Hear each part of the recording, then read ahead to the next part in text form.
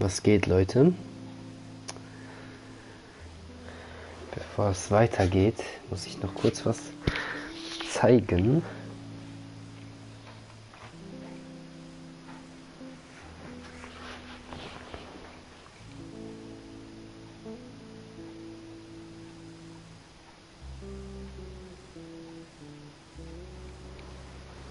Und davon muss ich kurz laden noch. Okay. Kurz Stopp. Dann, um das Ende würdig zu beenden, ja, zeige ich einmal hier. Ich hoffe, man kann das gut hören. Ich mache mal kurz einen kleinen Test. Hier. Ich hoffe, man kann das gut hören. Ich mache mal kurz einen kleinen Test. Ja. Ich glaube schon, dass man das hören kann. Okay. Seid ihr bereit? Okay.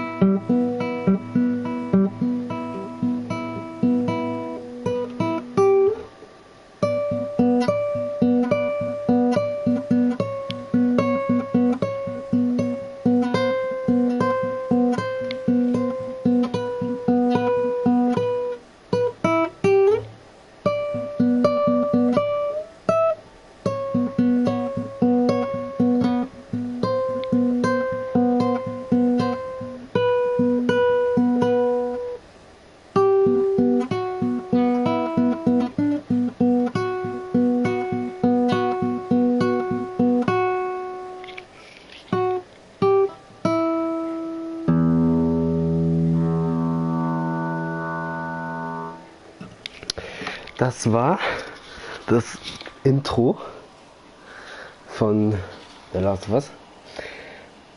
Jetzt, dass das Ende ist, konnte ich das mal kurz zeigen. Jetzt ist das Ende.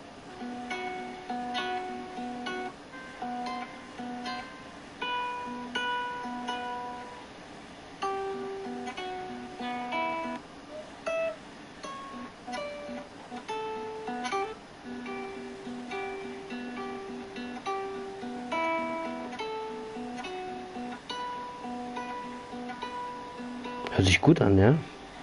Ich bin stolz auf mich. Gut, dann machen wir mal weiter, Leute. Es wird jetzt emotional, Leute.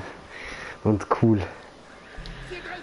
Weil er wird jetzt einige Hops nehmen und auseinandernehmen, ja?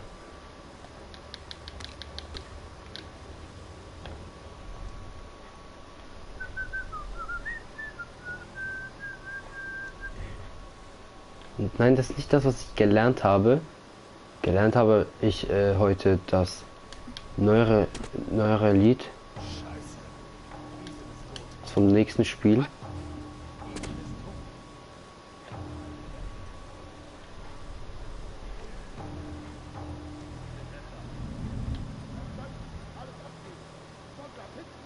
Ich muss alle umbringen. Nicht weil irgendwie lustig ist, sondern weil ich sonst hier nicht durchkomme, die mich dann von hinten hops nehmen oder so.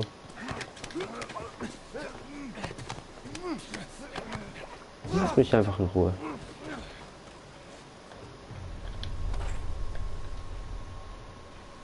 Dum, dum, dum, dum.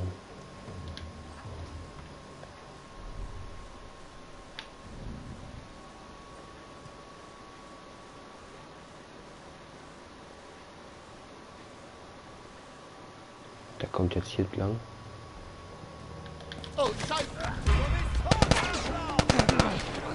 Ja, das ist eigentlich auf seinen Teamkollegen. Ich kann gar nicht tot sein.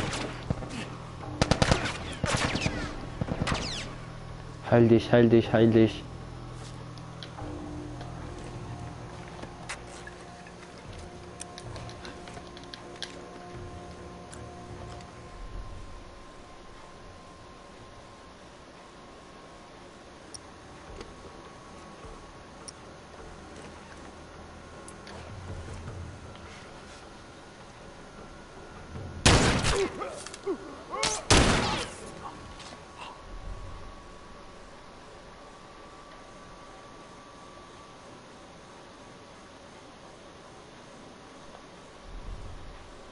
Da hinten ist eine drin.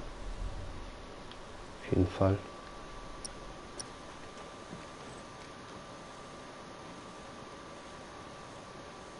Ich gehe hier lang.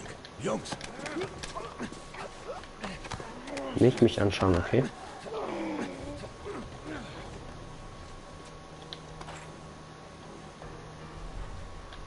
Die haben nur alle Munition für El Diablo.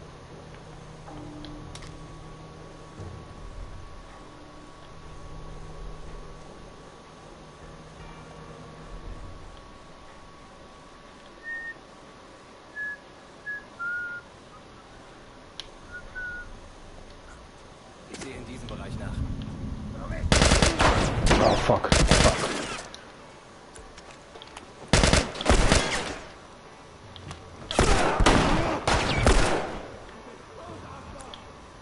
Muss mich kurz heilen. Komm nicht hier rein. Mann, verdammt. So.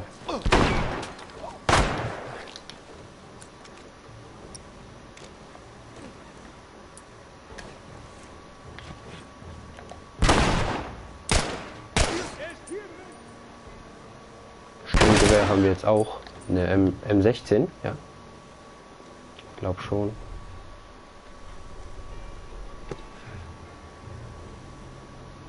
Komm raus. Oh mein Gott, Digga.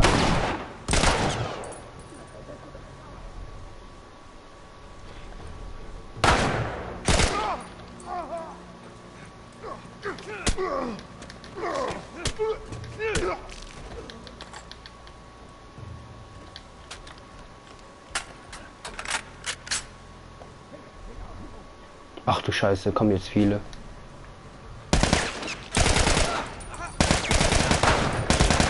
Oh mein Gott, jetzt kommen zu viele.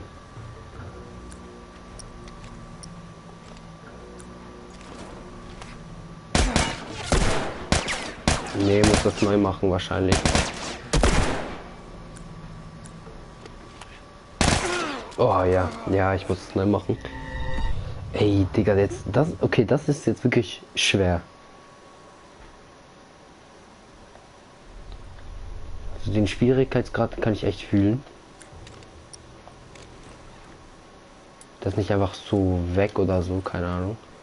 Das ist echt da. Ist nicht einfacher oder so. Okay, sie sind nicht alarmiert, das ist schon mal was Gutes.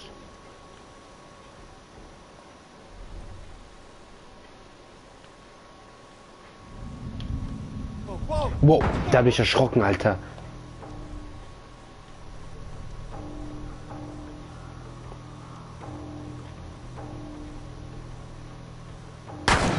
Oh, komm her, du Mistgeburt.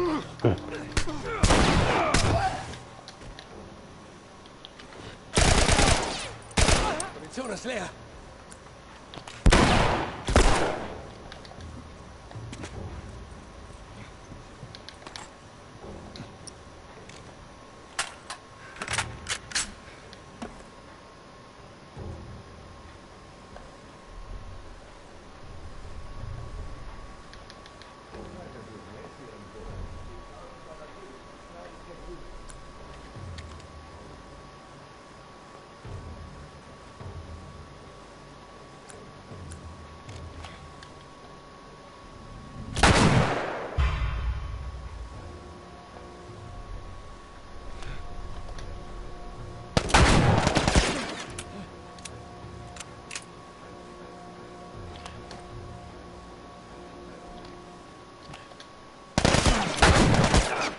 Alter, lass mich doch. Wie könnt ihr mich treffen? Wie? Wie?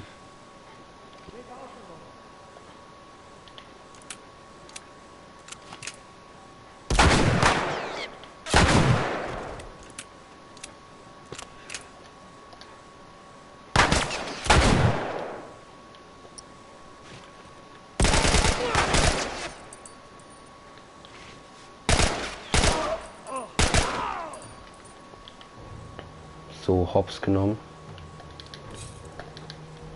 Zucker ist voll. Wow, es kommt noch mehr.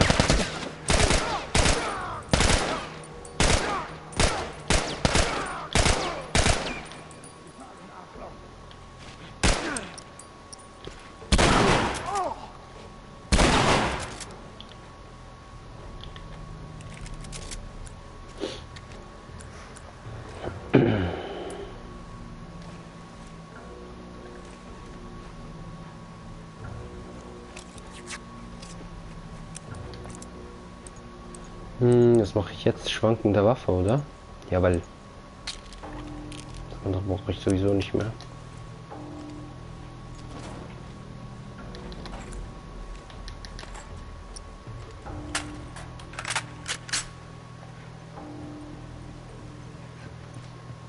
Acht Schuss, 9. Heftig.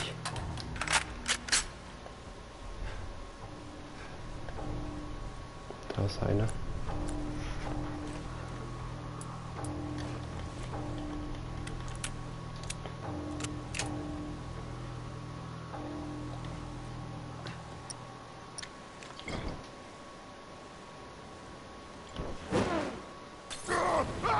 Beide erwischt es. Perfekt.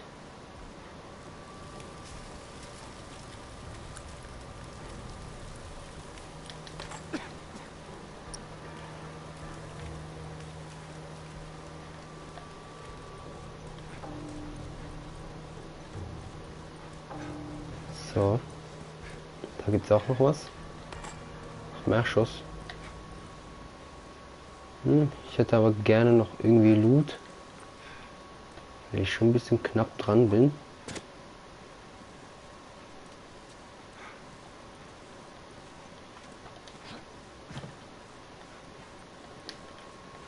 Dinger sind voll.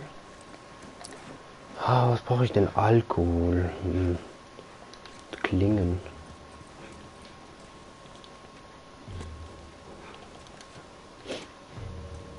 Okay. Gehen wir erstmal weiter.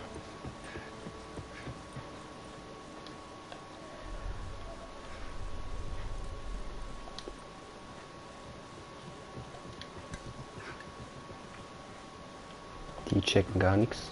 Ist schon mal gut.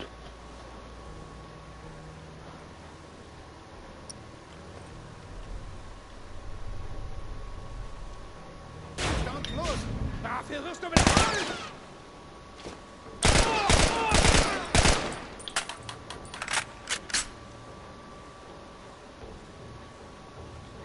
Der hat mich erschrocken. Sag ich ganz ehrlich. Alles in diesem verkackten Spiel.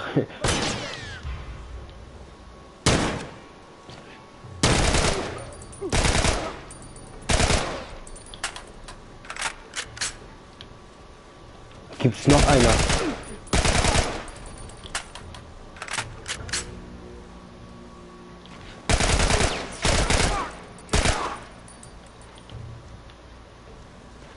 Schau mal deine Eier.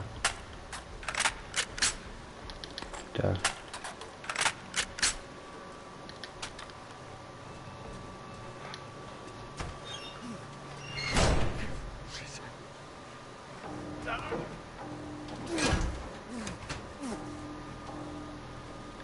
Runter oder rauf?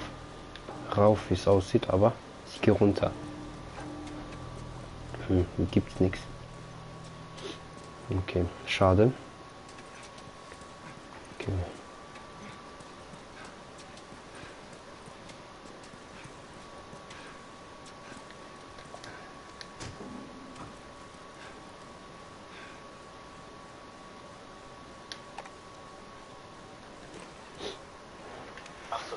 April.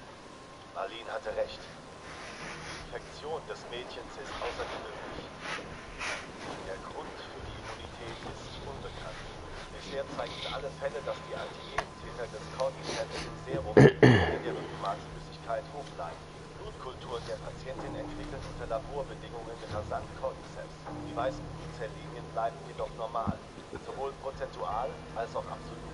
Es gibt keine Erhöhung des proinflammatorischen Zytokins. Ein MRT des Gehirns zeigt keinerlei Pilzbefall im limbischen System, was normalerweise mit dem Prodrom Aggression infizierter Patienten auftritt. Unser Ziel muss sein, diesen Zustand unter Laborbedingungen herzustellen. Wir stehen vor einem Meilenstein der Menschheitsgeschichte, wie der Entdeckung des Penicillins. Nach Jahren fruchtloser Forschung sind wir fast am Ziel, haben Erfolge und schenken der menschlichen Rasse wieder Kontrolle über ihr Schicksal. Alle unsere Opfer und die vielen Männer und Frauen, die alles gaben. Es ist nicht umsonst gewesen. Wir lassen das nicht zu. Nein, nein.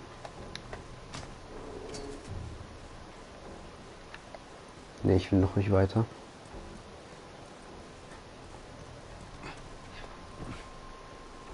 Ist hier etwas Geiles drin? Oh ja, Muni. Benutze ich mein Messer gerne. Sogar. Wenn es hier Muni gibt. Kann ich jetzt einen verkackten Verbandskasten machen? Nein, natürlich nicht.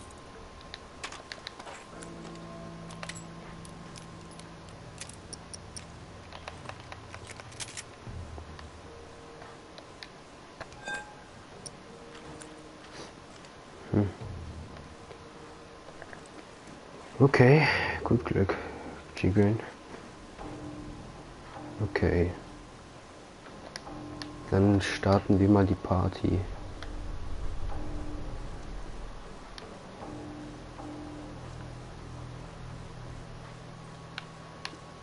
Hier sollten Gegner herumlauern.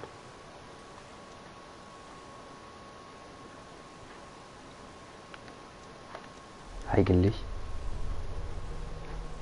Auf jeden Fall kommt noch eine Reihe an Gegnern, bevor wir den Operationssaal erreichen.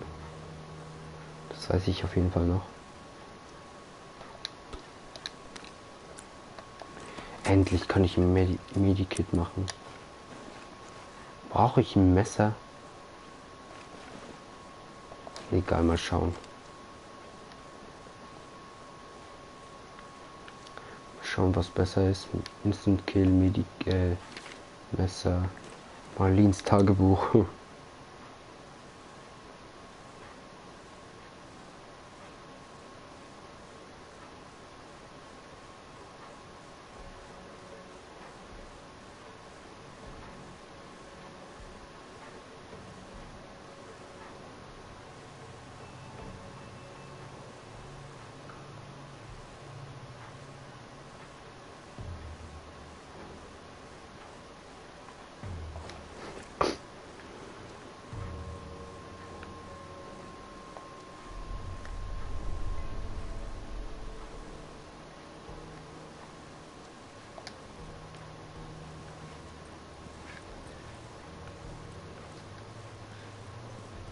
Nee, nix hier. Ja, das ist es. Ich komme, Ellie. Die warten schon auf mich. Scheiße.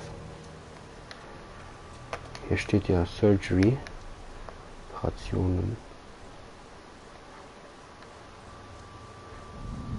Da drüben! Scheiße.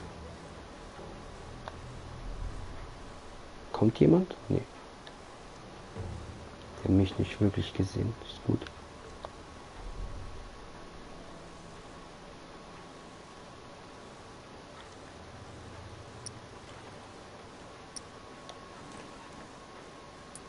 Hier habe ich Dings-Action gemacht. Bogen-Action.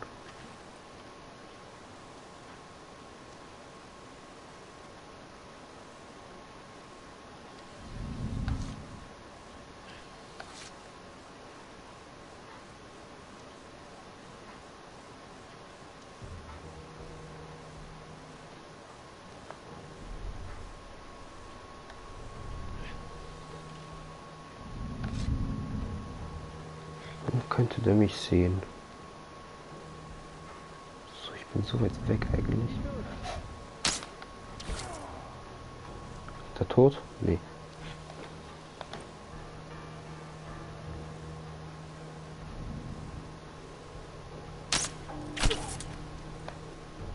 Jetzt aber.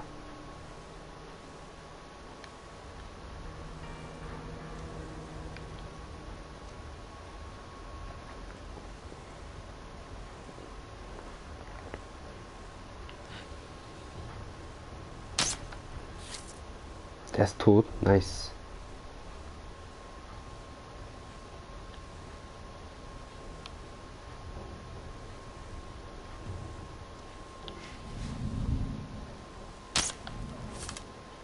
Der ist nicht tot.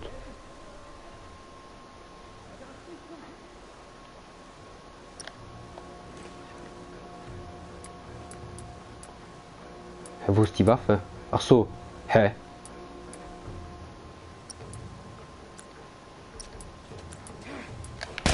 Oh, fuck, fuck, fuck, fuck. Fuck, fuck, fuck. Nein! Scheiße, jetzt bin ich tot. Oh, das wollte ich nicht. Ich habe nicht gecheckt, dass ich zu der Waffe gewechselt habe, statt ja, zu dem wollte ich wechseln. Hier zum Bogen.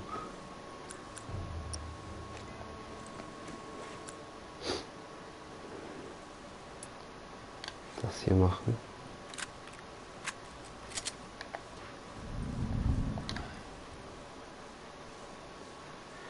So.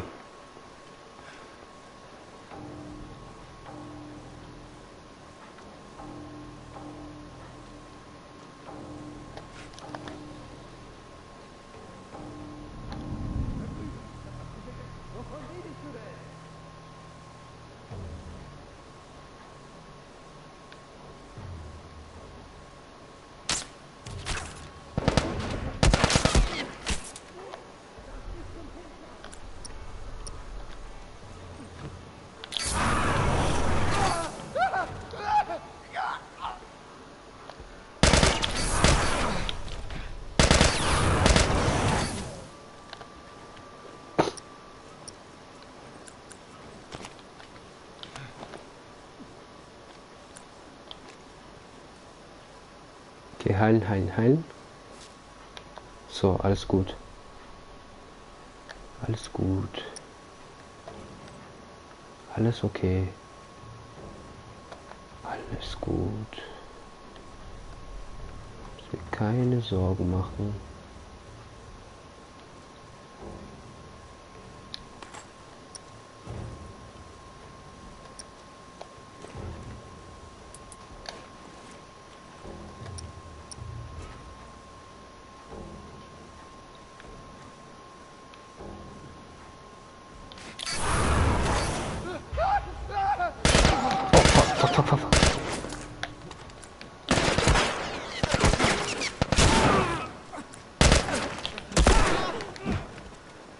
Ich muss...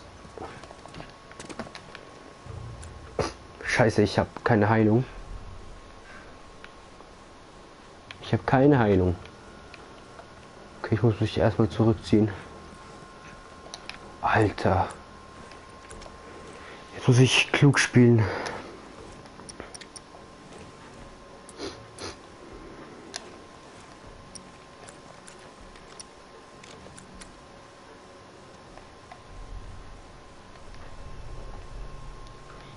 Headshots und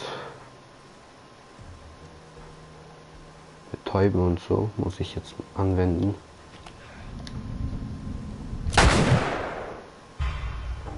Scheiße. Oh mein Gott. Alter.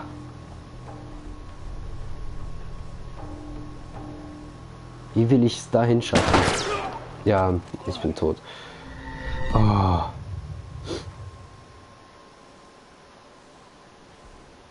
Okay, ich muss es irgendwie schlau machen.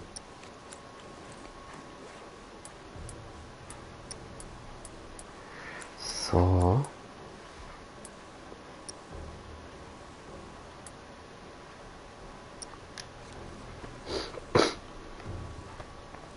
Was brauche ich alles für ein weiteres Medikit? Alkohol.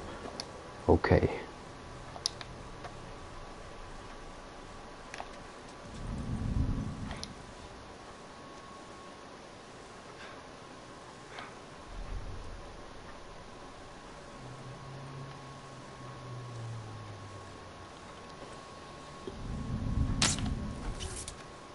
Oh ja.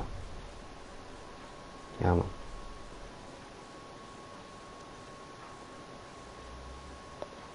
Hier aus kann ich den Typen killen.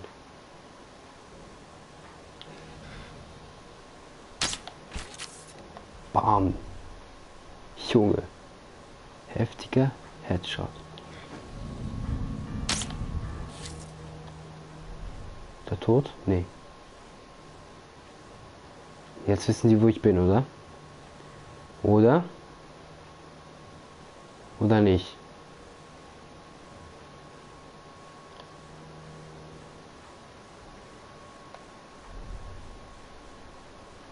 Ich vermute es. Dass sie jetzt wissen, wo ich bin. Ach scheiße, das ist nur eine einzige geräuschlose Waffe gibt. Wenigstens gibt in der Last of Us 2 Schalldämpfer.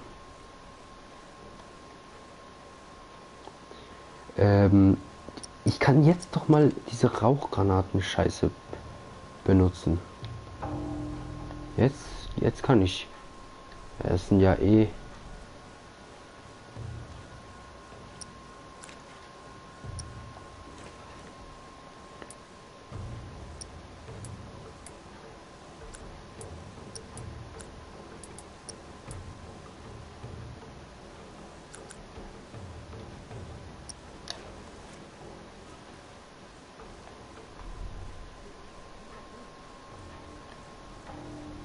Ah ja.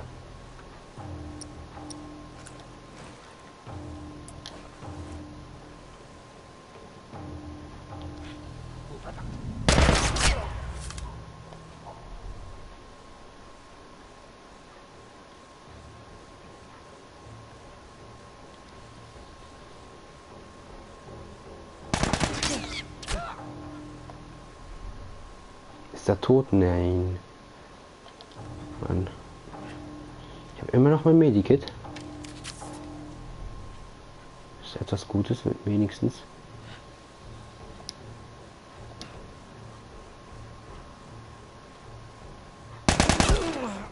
Oh fuck.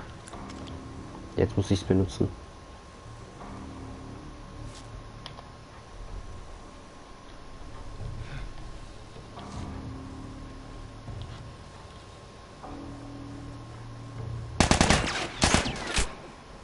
Jetzt ist er tot.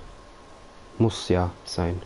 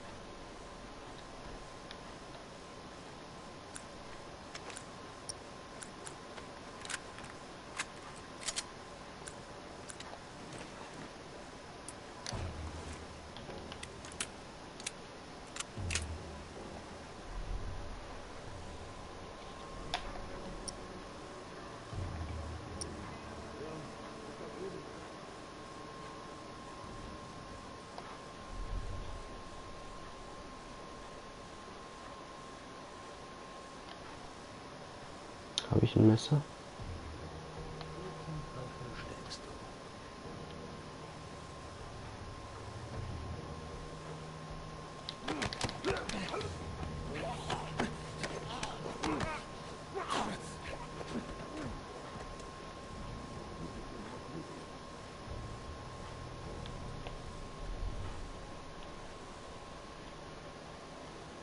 Mhm.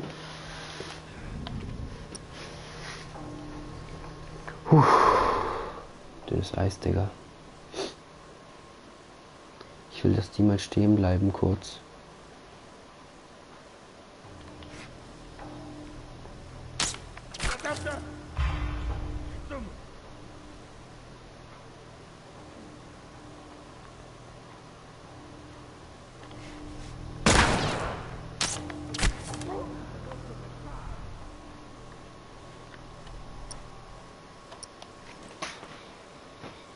So, jetzt geht die Action ab.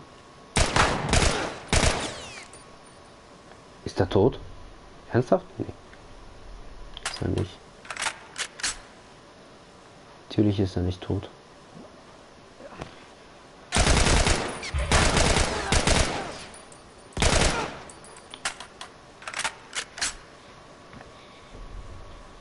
Der ist immer noch nicht tot.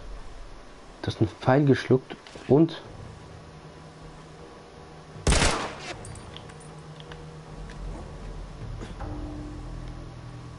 So, Delle.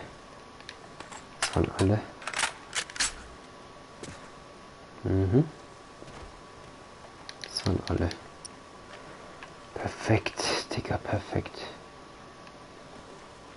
Okay.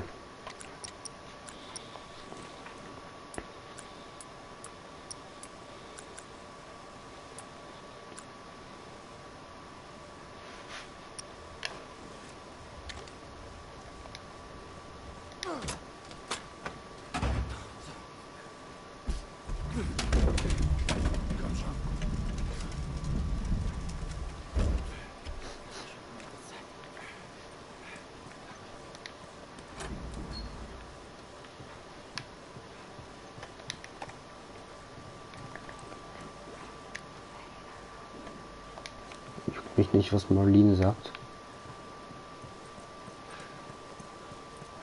Wo ist... Aloy, bitte, wollte ich gerade sagen.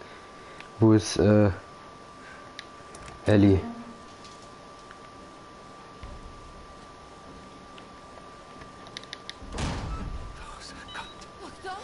Was machen Sie hier? Ich gebe sie Ihnen nicht.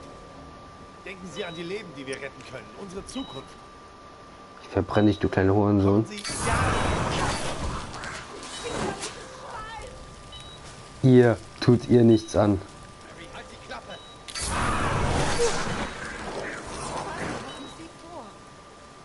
Das dürfen Sie nicht.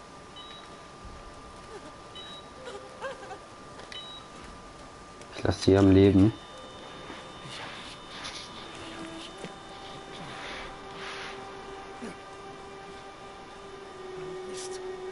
Scheiße.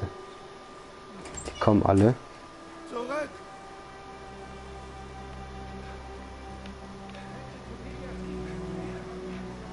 Hier sind auch Giraffen. Irgendwo. Easter Egg, da war eine.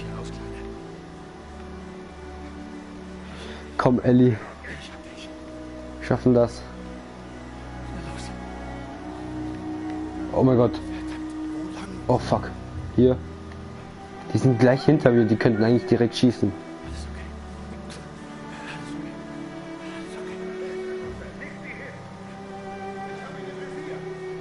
Ich sag jetzt zurück.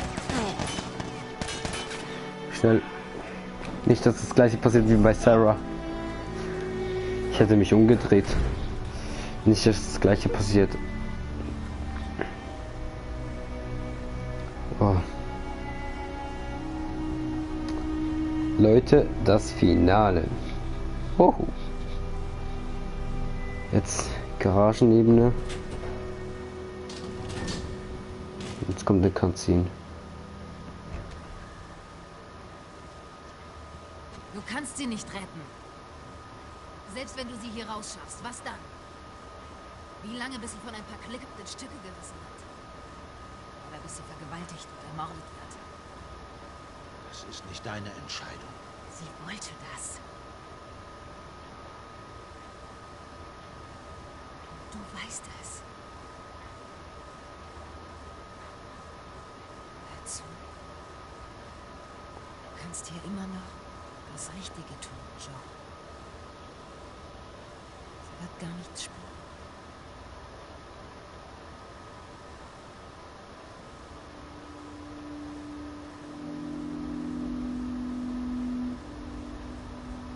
Er ist einfach weg.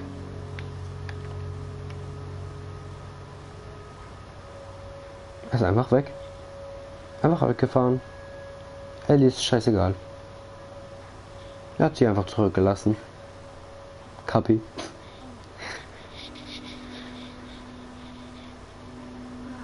Guten Morgen. Was sind das für Klamotten? Bleib einfach liegen. Betäubung wohl noch. Was ist passiert?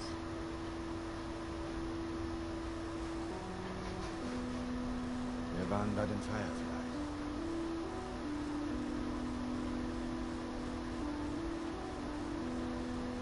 Es gibt noch mehr Leute wie dich, Ellie. und auch im Mond. Es gibt Dutzende von ihnen. Das hat aber rein gar nichts gebracht. Wir haben aufgehört. Bam. Aufgehört, nach einem Heilmittel zu suchen.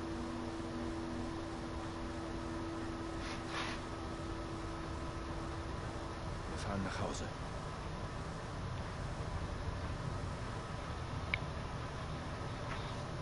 Tut mir leid. Hat sie angelogen. Oh.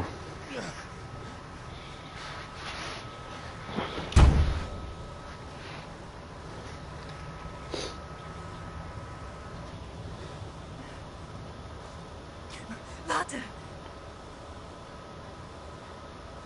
Tu das nicht! Bitte. Würdest ihm befolgen. Bam. Uff, Digga, uff. So, jetzt sind wir Ellie. Und wir sind wieder in Jacksonville oder wie das auch immer heißt. Die Stadt hier.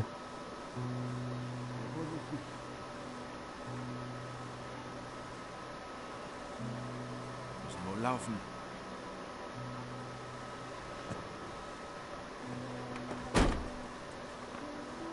Wir müssen immer geradeaus. Ja, Jackson City. Eigentlich ganz schön hier, oder? Ja. Sir, look for the light. Darf ich durch? Danke. Pass auf deinen Kopf auf. So, ich hab es. Ich bin doch schon alt.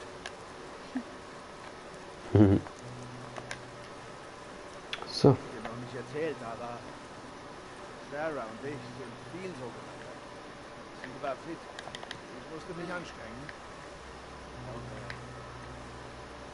Ich glaube, ihr hättet euch gut verstanden. Ich glaube, du Ja. hättest sie gemocht. Du hättest dir gefallen. Oh, ja, da sind wir. was da?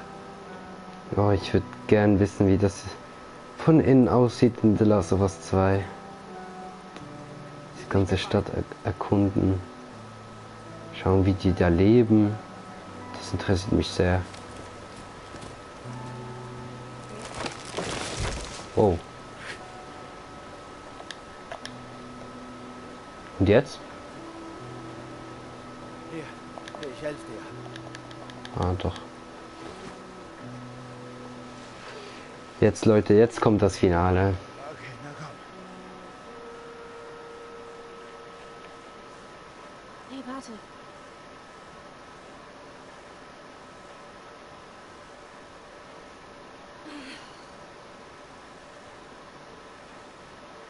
Damals in Boston. Als es mit dem Biss war. Da war ich nicht allein. Meine beste Freundin war da. Sie wurde auch gebissen. Wir wussten nicht weiter.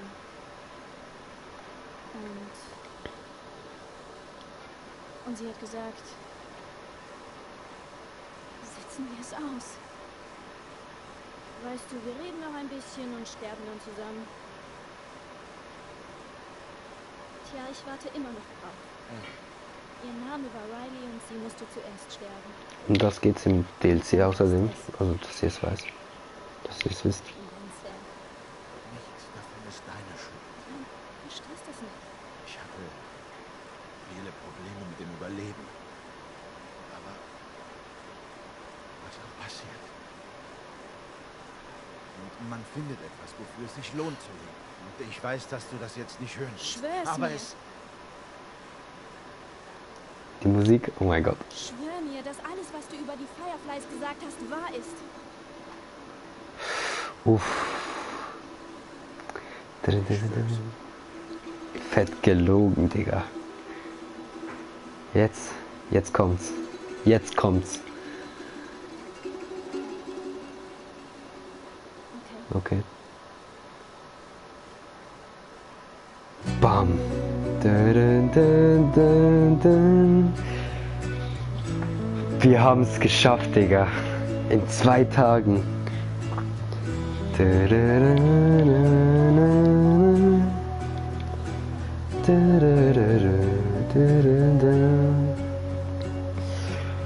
Wow, Alter, das Spiel ist echt krass, oder?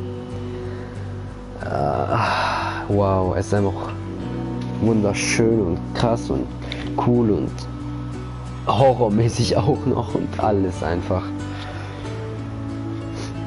Es ist einfach ein bisschen von allem drin. Ja. Und was sie eben gesagt hat, also die ganze Geschichte mit Riley, also ihrer Freundin und dem Biss, wie das Ganze gekommen ist, wie sie gesagt hat, in einem Einkaufszentrum und so, das ist alles, um das geht das DLC dann, und das streame ich entweder später oder nächste Woche jetzt, bevor The Last of Us 2 kommt, auch noch. Das sollte nicht zu lange dauern. Ja, ich lasse die Credits mal laufen und genießen wir die Musik. Ich trinke was.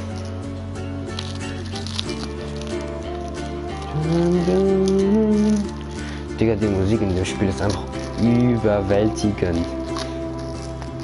Digga, die Musik in dem Spiel ist einfach zu krass. Ich meine, schon bei Detroit Become Human war ich geflasht von der Musik, aber bei diesem hier, bei diesem Spiel, der Typ Gustavo Santanola, der hat einfach was hingezaubert, Digga, das ist unnormal. Und auch The Last of Us 2, ich meine, da ist der Soundtrack auch übelst nice.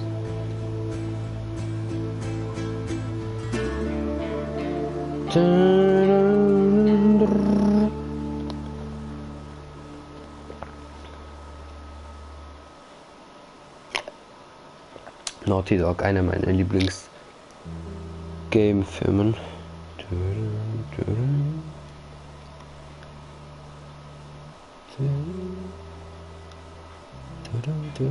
Das Lied will ich vielleicht auch lernen. Ist aber schon, wie die alle heißen und so.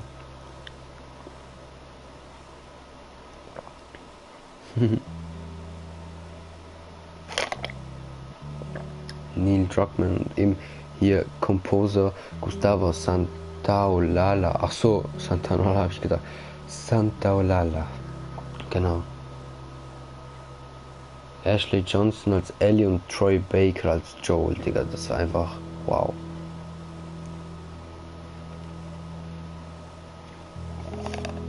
Wer war Robert? Ach so, ja, stimmt. Jetzt weiß ich wieder.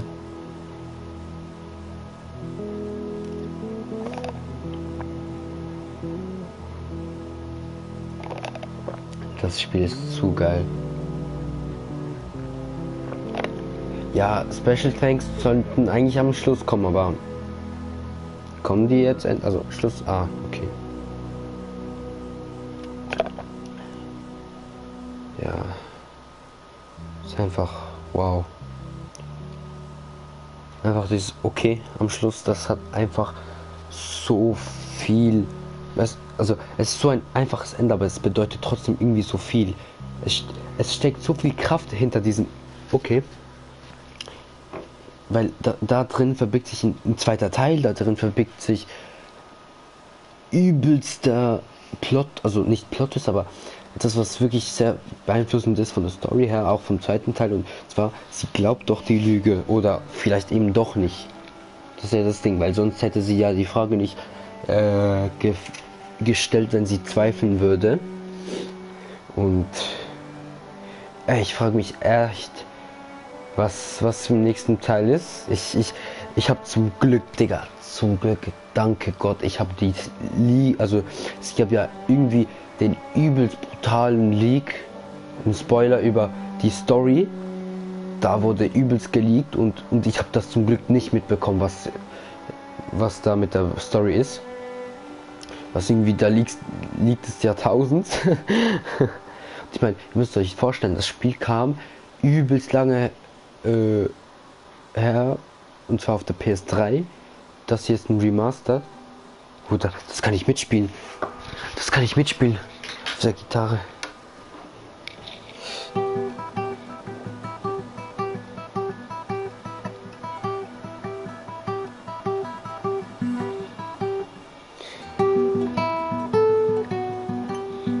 Ja, Mann.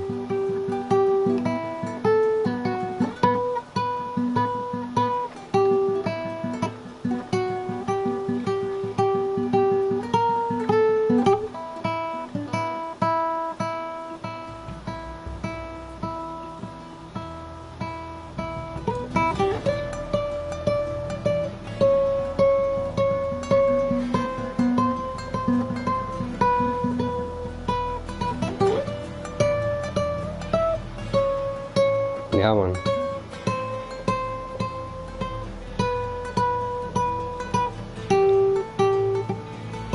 Keine Ahnung, wie das geht.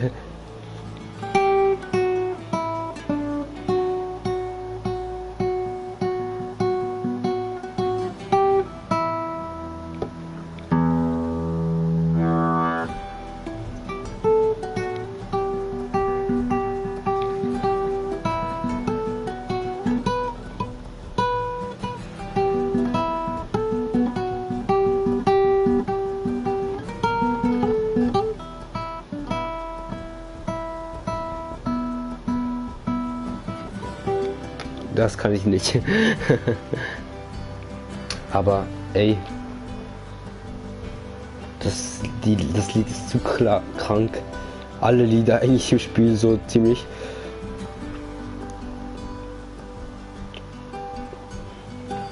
Ich kenne eigentlich nur ein paar Lieder, also das hier, All Gone. Das ist im Startmenü, glaube ich. Dann dieses Dürren, Dürren, Dürren. Mit diesem bassigen und keine Ahnung was noch, irgendwas anderes noch. Stream leckt bei mir.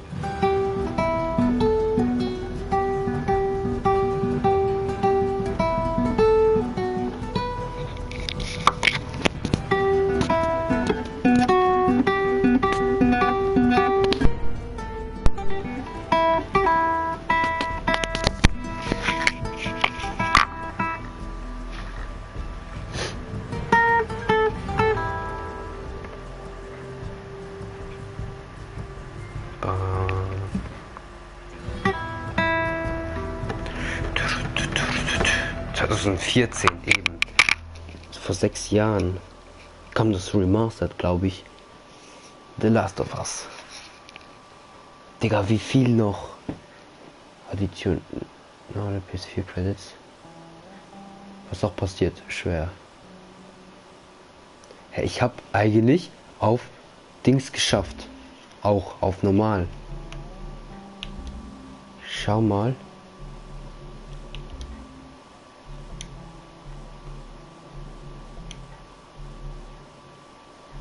Ich schau mal kurz nach. Moment. Bei Trophäen. Stream läuft, glaube ich, immer noch, oder? Ach, nur meine Stimme. Ja, vielleicht normal, schwer halt. Überlebender nicht.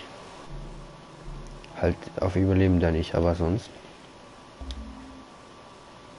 Was steht da? Neues Spiel plus fortsetzen? Nee. Eben hier sieht man noch die Kapitel Heimstatt. Der Anfang auch übelst stark einfach. Quarantänezone. Gefundene Artefakte eigentlich viele. Aber was sind eigentlich die Artefakte? Hä? Nix, oder? Oder doch die ganzen Zettel. Bildstadt auch. Puh. Digga, schwierig. Pittsburgh. Übelst viel gefunden. Comics alle. Trainingsbücher fast alle. Ja, die Vororte. Auch viel gefunden. Tommys Staudamm. Auch viel gefunden. Uni. Da halt ein Comic gefehlt. Ein Trainingsbuch. Ferienort am See. Hä? Ah, okay. Da war ich ein bisschen schlampig.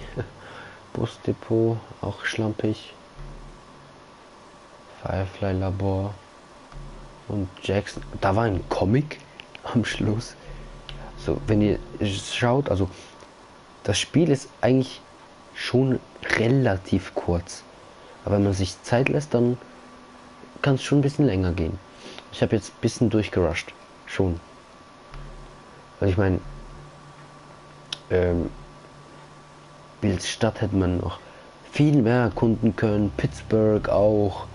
Hier die Uni, die Uni hätte man so viel suchen können. Hier eigentlich auch. Hier nicht so und hier auch nicht so. Aber ja. Eben, das sind alle Kapitel, alles ganze Spiel ist hier. Ne?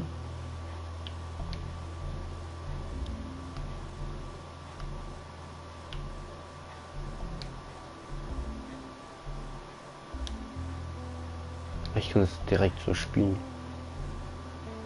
Okay. Gibt es noch irgendwie was?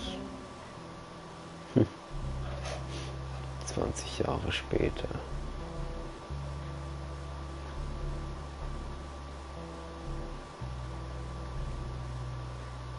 Ich bin nicht infiziert.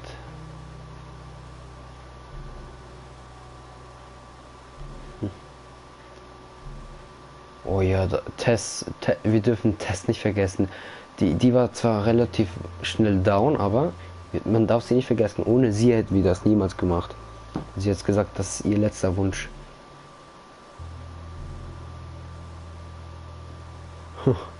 Das war auch krass hier.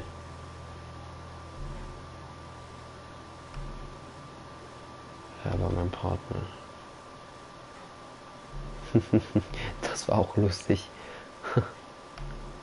Mir ist schlecht. Ah.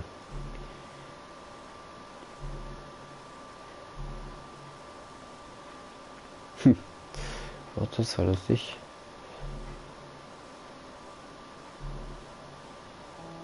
Oh, das war auch pü.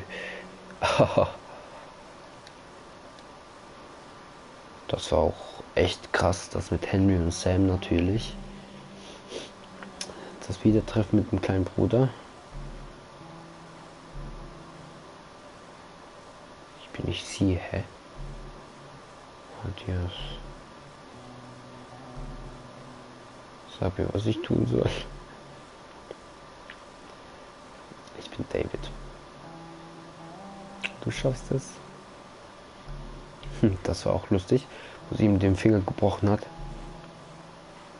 Und das auch war übelst heftig von ihm. Ich bin's. Oh, das war ein bisschen brutal. Das kann nicht umsonst gewesen sein. Guckt man anders. Du kannst sie nicht retten.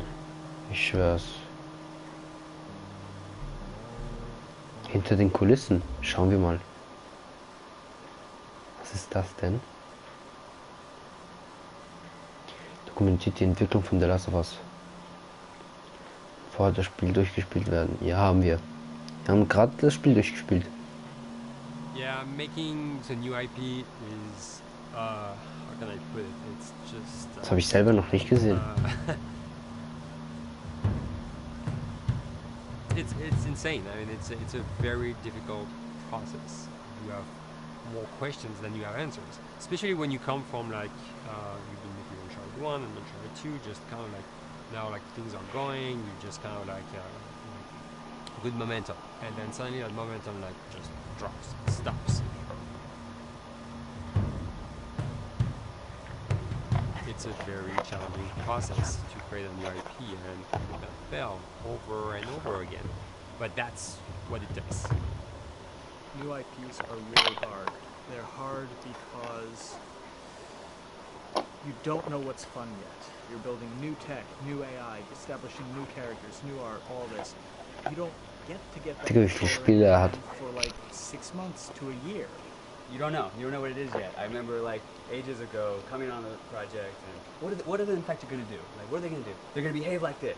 We're like, okay. We're like trying to imagine what's going to happen. Fast forward like 4 months, they didn't do that at all because it didn't work, right? It's hard though, right? Like it's game development on hard, on expert. There's a big thing about making a game, right? Which is a game has to be fun.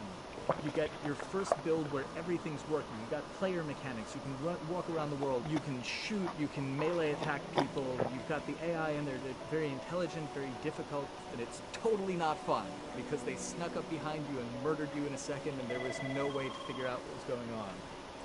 We're making a game, by the way.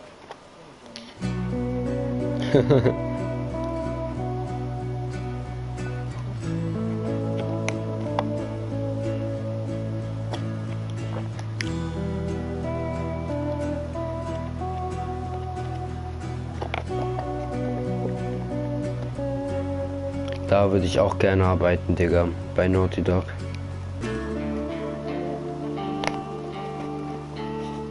The company has grown quite a bit since I started. I think I was the 12th employee or something back when we got started, but we've tried to stay true to those smaller studio roots. I've been here for 16 years. There's just no reason to leave. I just like the environment here. It's very non-corporate. I think the way we work on Naughty Dog is kind of special because we don't really like hierarchy or bureaucracy, and no one is really just a manager here. Naughty Dog has a very flat structure. We pretty much all report to the co-presidents and the game directors. I always tell people when we hire them, just like, my job is going to be able to trust you. And that's what I want. I want just to give you something and just you go with it and I know it's going to get done. We believe in iteration, we believe in collaboration, and we believe in the people making the game working directly with each other. We have designers and artists, animators, all mixed up. Anybody that's working on the same tasks, the same characters, the same areas, put them next to each other so they can communicate a lot better. We don't have a lot of meetings because if you need something to get done, you just walk over and you talk, and then you go back to your desk and you finish it up. And I really like that. I like when I just walk in the office and I see just designers talking with the programmers or programmers over the animators and talking to them. I think that's when really the magic happens. Naughty Dog, we really try to cultivate a culture Ja, where Ehrenmann. anybody can criticize anybody else's work. And we encourage people to be blunt about it and not try to sugarcoat it too much. It takes too long to be nice sometimes. It's not personal. It's based on more like how can we make a better game. We want everybody to have a voice. We want to cut out all the bullshit if we can, making sure that people are making decisions not based on ego, but what is going to benefit the game. When you see that people trust your opinion and that they value it, it's such a great feeling. You really feel like you're working as a team on a collaborative effort. We want to sort of remember where we came from and you know why we were successful then and try to continue that success now. We make games. That's what we do.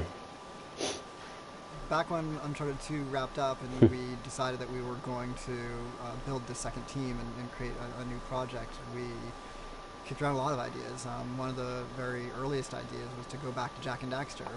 It's really near and dear to us. We really love those characters in that universe, and we think that there are some interesting stories still to be told there. We started to realize that it was not going to do justice to the franchise that the fans had fallen in love with. It would be shifting it so far in a new direction that we felt that effort would be more justified in developing a new IP. Neil and Bruce came to Christoph and I and said they wanted to do a post-apocalyptic game. I think the core essence of what they wanted to do, though, was to try to tell a story about two people and how their relationship evolved over the course of the entire game. That potential, oh wow, there is something very special about that game. That this is going to be polished. Like, you're not sure if it's going to work or not, and you have doubts. And like, should we be doing a game like that? Should we be doing a first-person shooter? Whatever. Like you ask yourselves all those questions. And the creative director and the game director are the core of the team that have to really see eye to eye. That's why you have that balance between Bruce and Neil.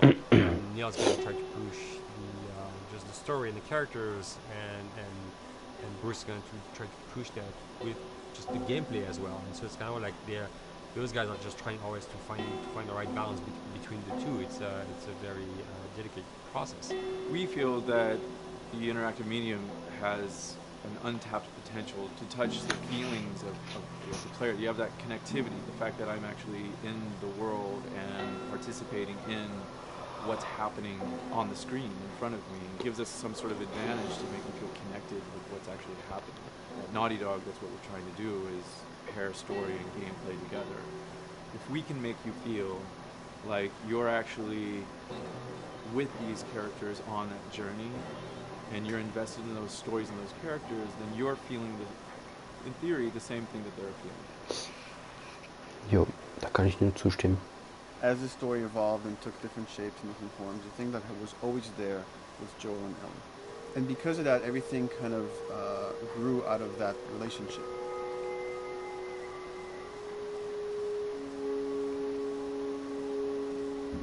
We've seen kind of that role of the anti-hero change. Der hat Joel gespielt, auch krass, oder? Sieht gar nicht wie er aus. Kind of guy. For this game specifically, for this story, we needed something new.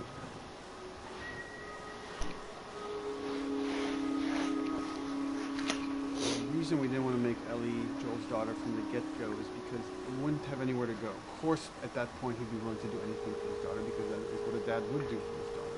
They didn't even know each other at the beginning of the story. And we start from scratch. It's almost like the player has the same relationship to Ellie as Joel does. And we could take our time to build a relationship between these characters. And if we do it right, then the player will be feeling that same growth that Joel does. And kind of mirroring that emotional relationship between the two.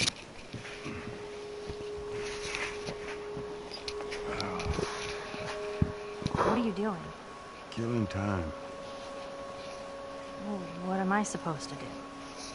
I am sure you will figure that out.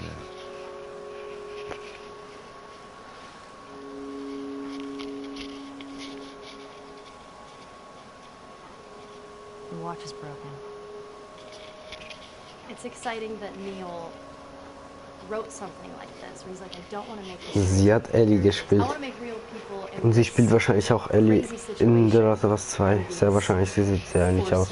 Decisions that are really tough. Like, what would we be like in those situations?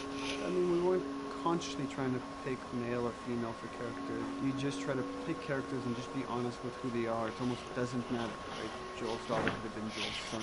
Ellie could have been a boy. And Joel might have been Tess. You could have swapped those roles, and I think the story would have still worked. The focus on female strength, it's so unique. You get to see what's so powerful about Oh, Marlene. all Oh. of these female characters, which makes this game wonderful and unique.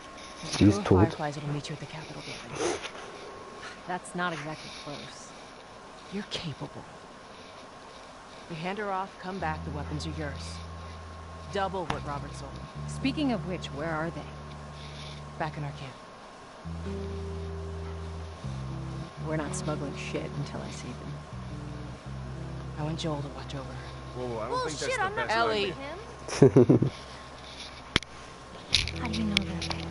I do think having a strong female character, especially like Ellie, is so rare in video games. And as a gamer, and more specifically a female gamer, it's frustrating to me because I'll see sort of the stereotypical female character where she's amazingly beautiful and huge boobs, and she's there to be either the love interest or just because they're like, well, we need to throw a chick in here. We've seen the strong woman, or we've seen the weak woman. We haven't necessarily seen the empowered woman from this kind of standpoint. And there's that beautiful scene where Joel finds her inside the house, and she's reading through this girl's journal. Is this really what they used to worry about? What shirt do I wear, and what boy am I going to go out with? You know, and to be met with those first world problems that we deal with every day, and go, how trivial is all of this? I think it's going to resonate a lot, not just with, you know, a female audience, but with a male audience as well. The thing that was intriguing to me after the fact is knowing that we're kind of creating a female action hero in a way, and this is her origin story with Ellie. To sort of be such a strong female Yeah. character that is completely normal looking, regular t-shirt and jeans, and she's 14 and she is still a total badass, is really exciting to be part of that. There's so few non-sexualized women in video games, especially in the main role. that we were kind of proud that we were creating one. It was very complex, and without the players knowing it, she becomes the protagonist by the end of the story, and that's why she's in front of the box, and that's why we've been promoting the two of them together so much. It is a dual protagonist game, and yeah, I guess I get nervous to think about it in that way.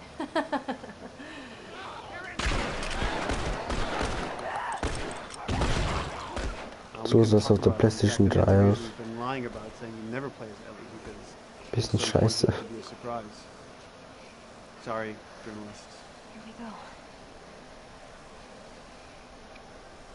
Ja, aber eben, sie wird dann zur Hauptrolle immer mehr. Sie wird immer wichtiger und interessanter. Während Joel älter wird, wird einfach. Set pretty early on that we knew that we wanted to make a really grounded story. We knew that we wanted to make the player feel the sense of tension and dread and go through the same emotional roller coaster that Joel and Ellie were going through. One of the things we kind of struggled with is to say, well, if we want to really ground this world and make it so like realistic, maybe we shouldn't have anything that could be perceived as a monster. Maybe like by just having an infection that just killed people, and it's all about humans and how they deal with this post-apocalyptic society and how different people decide to survive. Maybe that would be enough.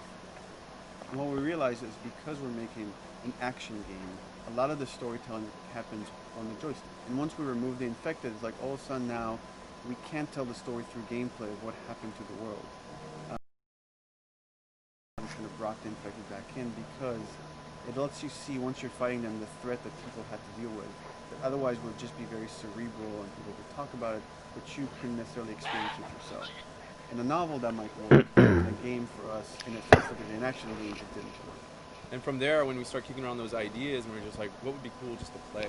The early inception for it really came from a BBC video we saw called Planet Earth, where they were talking about a cordyceps fungus. This cordyceps fungus gets inside of the brain and controls these ants, and mandibles start chomping, they grow up to higher areas, cordyceps fungus sprouts out, and then it germinates. And essentially uses them to spread its infection and take over whole colonies, sometimes wiping them out. As soon as we saw it, we were intrigued by the idea of what if it jumped to humans? Ja, genau, das passiert, Digga. So what would happen? How would people react? What would happen to society? As we're trying to develop the look of the infected, we went through so many different iterations. Some that looked really alien, subhuman, some that looked just essentially like zombies, and we couldn't find like an original place for them.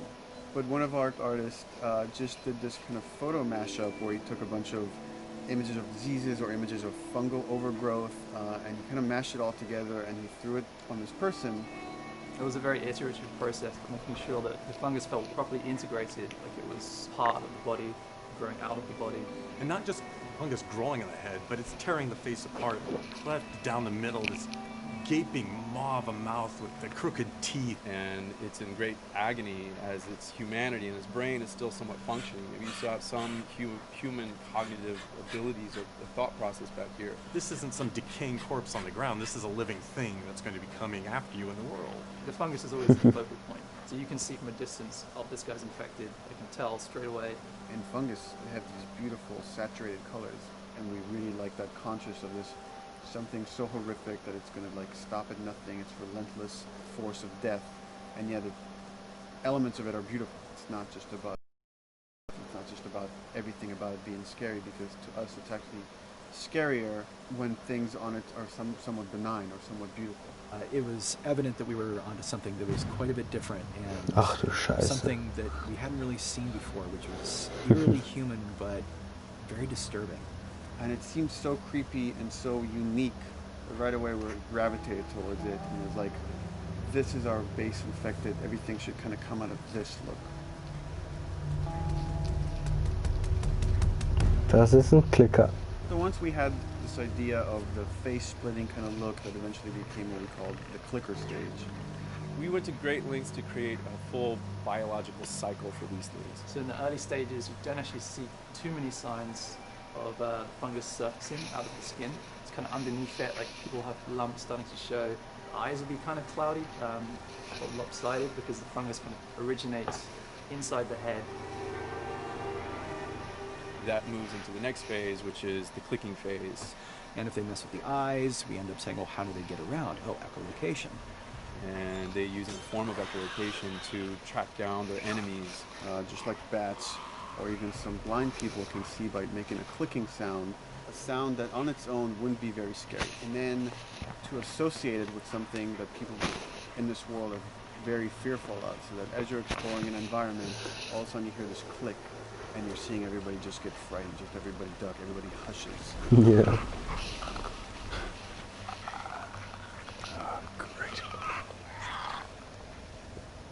Diese Klickergeräusche sind echt gut gemacht. The bloater is the most severe of the stages, so large pieces of the body has been replaced by these kind of fungal plates.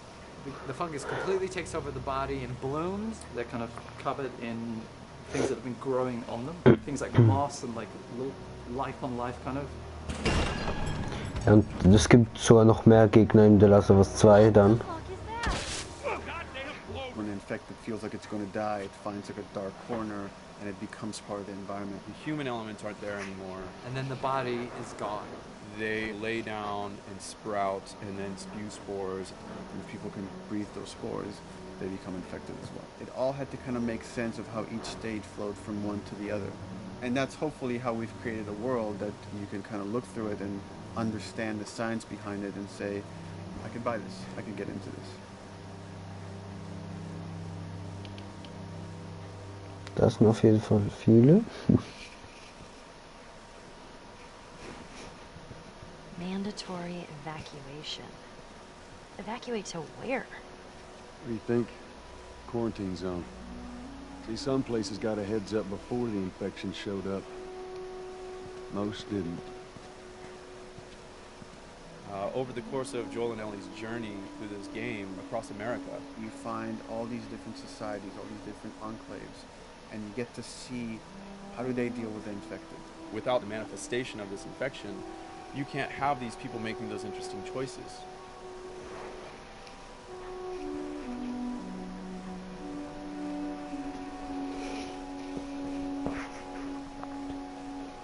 The world we decided was actually its own character, really grounded with a lot of texture. What happens, you know, after 20 years of the fall of man, when no one's taking care of anything. This book called The World Without Us describes in detail how much fighting on a day-to-day basis we have to do to keep nature back. And once you stop doing that, how quickly nature can reclaim that. They talk about New York and how every day they pump water out of the subway system. That system breaks down within 2 days, the whole city is flooded. And once water gets introduced, structures collapse pretty quickly. Trees will sprout, and wind will carry those seeds over, and gutters get clogged, and then when it rains, water fills up, and then pretty soon you have vegetation growing over there, and once you have vegetation, concrete breaks pretty easily for when there's a tree and roots breaking through that. Even some of the stuff we did on Uncharted, you know, exploration of how temples were ruined, what if you took those ideas and put them in Pittsburgh or Boston? And obviously right when that happened, you can imagine that being pretty terrible to look at. But you think about 20 years later, and with rainwater filling up those sinkholes and then those becoming like little marshes with lily pads in them. We had this wonderful piece of concept art we developed really early on, and there are all of these wild animals that have escaped from a zoo and over the past 20 years have bred, and now they have herds roaming these cities. And that's something that tells you that life goes on, and this world is worth saving. Ja, das war echt schöner Moment im Spiel mit den Giraffen. There's something really pretty about nature reclaiming its domain once we are gone. So fucking cool. We have another level of OCD, of the logic goes into some of these environments. Water damage seeps into them, that creates some little moss growing on the floor, or a tree radiates energy from its base, and that over time starts to melt the snow around it. And that's the reason why you'd see those like rings of leaves showing through in the snow. That gives it that extra, you know, believability. This is pitch art. I'll try to start with an idea that conveys sort of the feel of the environment. Something like this, very brushstrokey, very painterly. You can see not a lot of detail, just energy and conveying a mood. This is sort of just a conversation starter and then this would be more of an actual space. So you start talking about, is this too tight of a space right here? Would the player even fit through there? Do we even want to include water? Those are conversations you start having a little bit later. And then it usually needs several more passes back and forth in order to be tightened up to be the experience that you would see in the final product. So, dude, I was actually trying to figure out right here, there should probably be some dead foliage. It might be cool to see some of the dead stuff around the edges of the green, or like even spilling out into the street. Maybe what we do is, in some of these areas, we use it as like a transition from the actual concrete to the side of the building. So like they're almost sitting on top of a bed of dead foliage, like that really rich kind of like orangey brown color. Sienna or something would be nice. Something real cheddar. That's how you know you're done. The end product often ends up being stronger because that bouncing back off somebody else gives you a result that maybe you wouldn't have even thought of in the first place.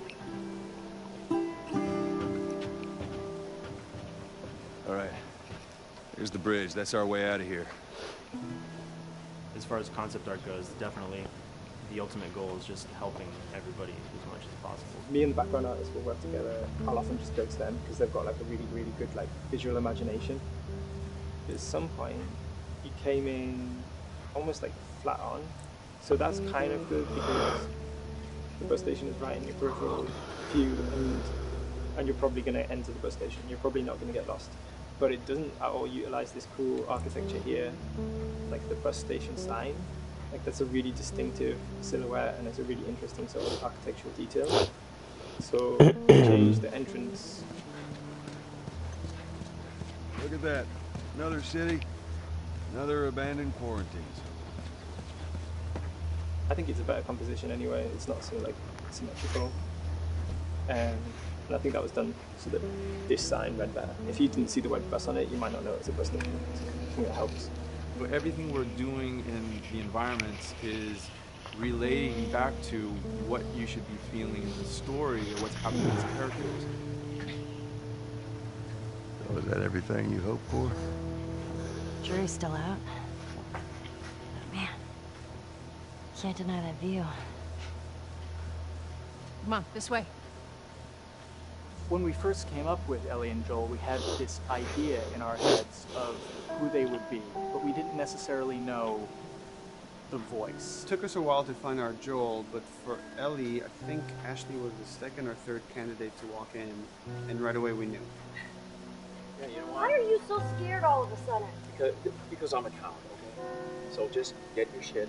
Let's get out of here. Damn it. I'm not like her anymore.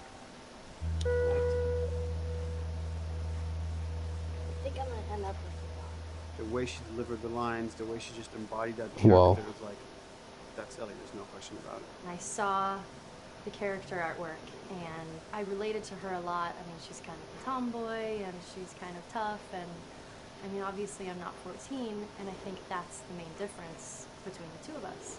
I read the scenes and I was like, I need to play this part. You want to be my hero?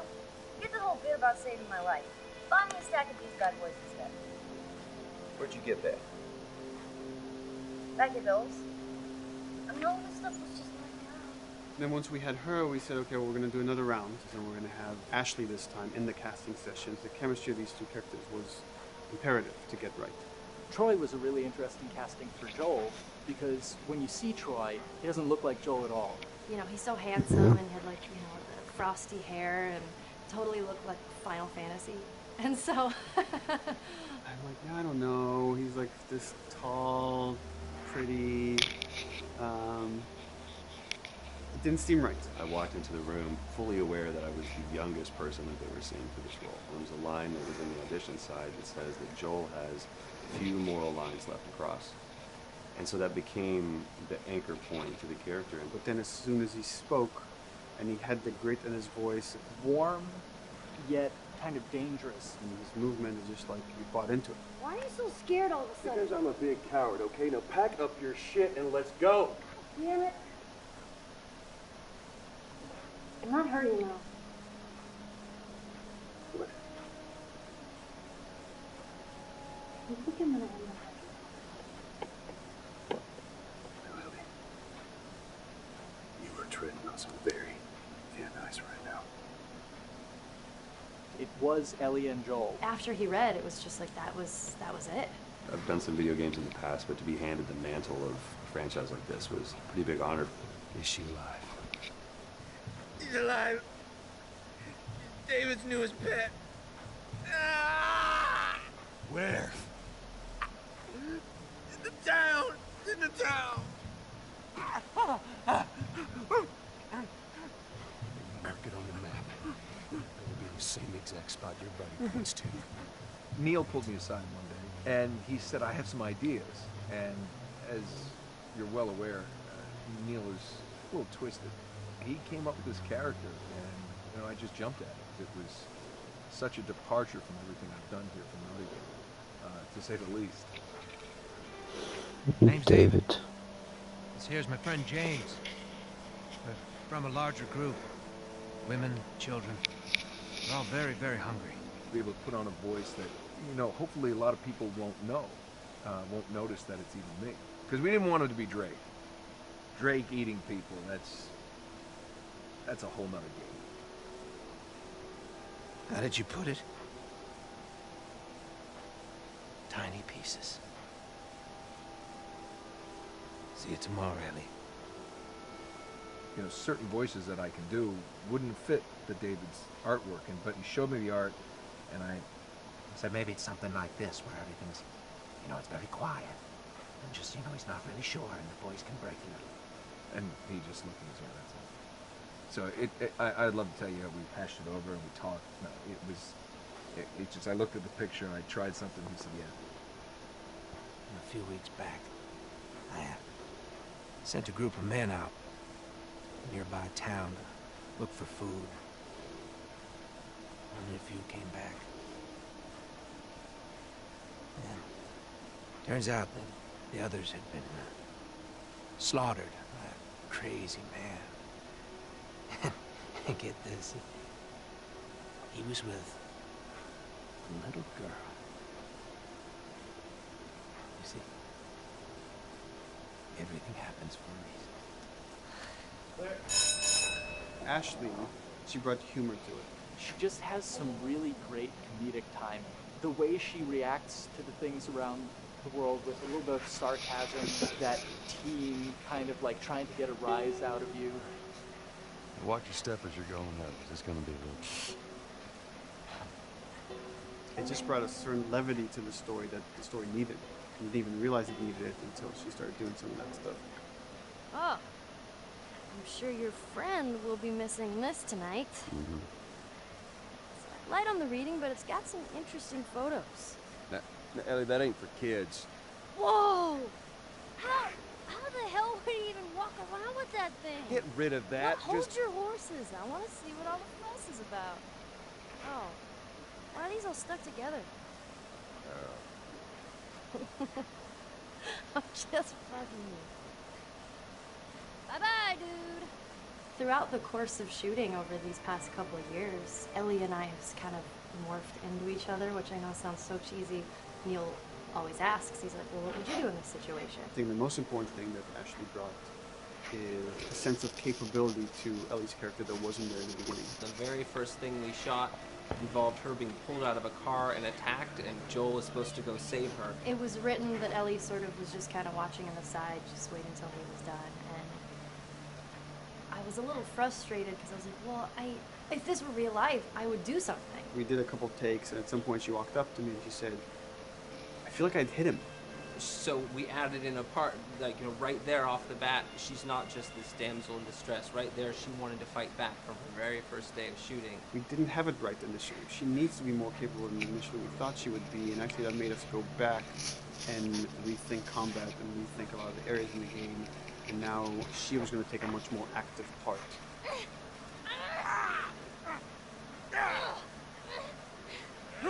Anything that requires, a lot of body movement, we do with the actors on the mocap stage. And we try as much as possible to use our actual principal actors, use their body motion as well as their voice. We captured all at once there on the stage. Having the actors perform as well as being recorded at the same time was imperative to get an accurate performance. Because every time you split up the performance in any way, you lose some of that magic where they did a gesture or they delivered the line a certain way. And those things have to be in sync or there's just something subconscious that's like off-putting about the performance when you don't do it that way. You are treading on some mighty thin ice here. I'm sorry about your daughter, Joel. I have lost people too. You have no idea what loss is. Everyone I have cared for has either died or left me. Everyone fucking except for you. So don't tell me that I would be safer with someone else, because the truth is I would just be more scared. It gives you Digga, ich müsste einfach direkt lachen, wenn ich sowas drehen müsste. because you're actually there, not just making your own choices, but making your own choices based on the other people that are in that scene. So you get this truly natural approach to things, and then it shows up. It's like theater in the round. You can do anything from any angle, and the smallest, most subtle thing will be able to pick up. There's no place to hide. So you have to be as prepared as possible, because you have no idea which moments they're going to use. There are these little improv moments and, you know, little nuances that you get that probably isn't scripted, that just comes out of play, you know, while they're performing. That mistake that just blossomed into a really good idea. Did we improv on The Last of Us? Yes. Yes, we did. Doing this was a lot like being 5 in the backyard with a stick, you know, and this is my machine gun, and you know, and a pine cone is my hand grenade. It's all your imagination. I'm doing the exact same shit that I did 45 years ago. I just get paid for it now. We square. We're square. And get the fuck out of my town. I don't do a lot of voiceover work, so for me it was nice to be able to work off of your other actors. I can't imagine it working any other way. I'd never done mocap before. I didn't know what to expect. The suits were crazy. Yeah, the suit gave me wedgies. Like, deep wedgies that I had to pick out with my middle finger. Too much information. Just how damn sexy Yep. I look in a motion capture suit. I look like 10-pound of sausage in a 5-pound casing in that thing. Once you get past the fact that like everybody else and you look like weird clown people with these little dots and stuff, once you like give over to that, it really was pretty easy to make it just feel like you're in the moment and in the scene. Everyone that was on this is a slam dunk. This isn't just another gig to them, and that creates a really cool energy for people to really start experimenting and playing jazz. Floor is yours. Action.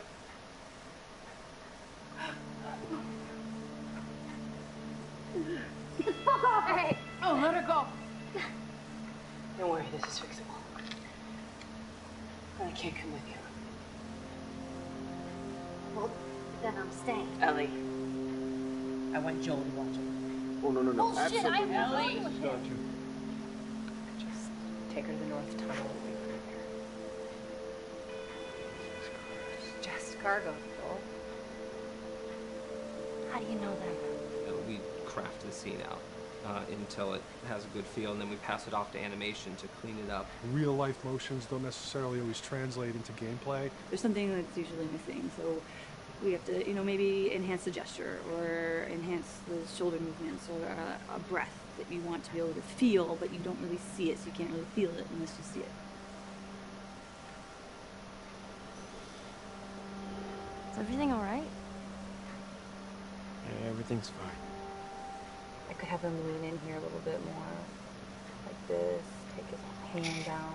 And when they're on stage, they don't necessarily have windows, you know, so that weight of like really pushing and leaning in is something that we would have to accentuate. You know, give him a little bit more weight on that turn, or put his head down a little bit more. There's a lot of dialogue that gets said between the two characters. We have to bring that alive through animation, and we have what we're using as gestures. Why would they mow down all these people? Can't let everyone in. If you turned off the sound, you'd know that they were talking to each other. And that really helps accentuate the relationship the two have together. We have certain animations that play in the beginning of the game on Ellie. She's traveling with Joel, who she doesn't really know. There's a lot of gestures to make her look nervous, just her overall stance. Later on in the game, they develop a relationship through the animation, not just the dialogue. You can see that she's more comfortable around him. If that reads well with the player, then, we're good.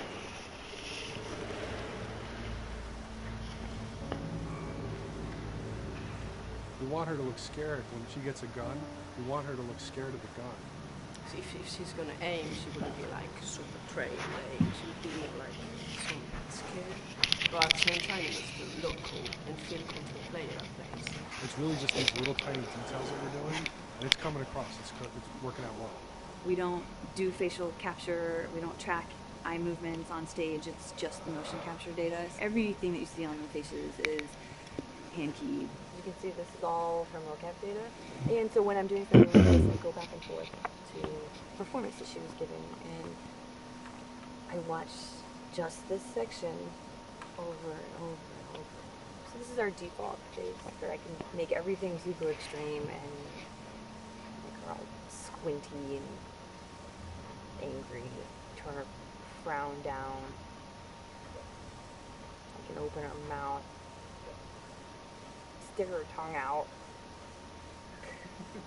It's listen, watch. Okay, where's her mouth at this point? Like, is it open? Is she making a grimace? About Tess. I don't even know. Here's how this thing's gonna play out. You don't bring up Tess. Ever. In fact, we just keep our histories to ourselves. We shoot all of it to just get the body motion, and then we'll do a second pass with the camera. The scene's playing back on an overhead projector, but it's also playing back on a monitor that's attached to my rig. Sean and I would go to the stage and motion capture the camera, filming the scene, and so he would get a whole wide shot, a whole close-up for the whole scene. You know, you can change your lenses, you can use your standard 35, 85, 50s, whatever, all that sort of live-action camera cinematography.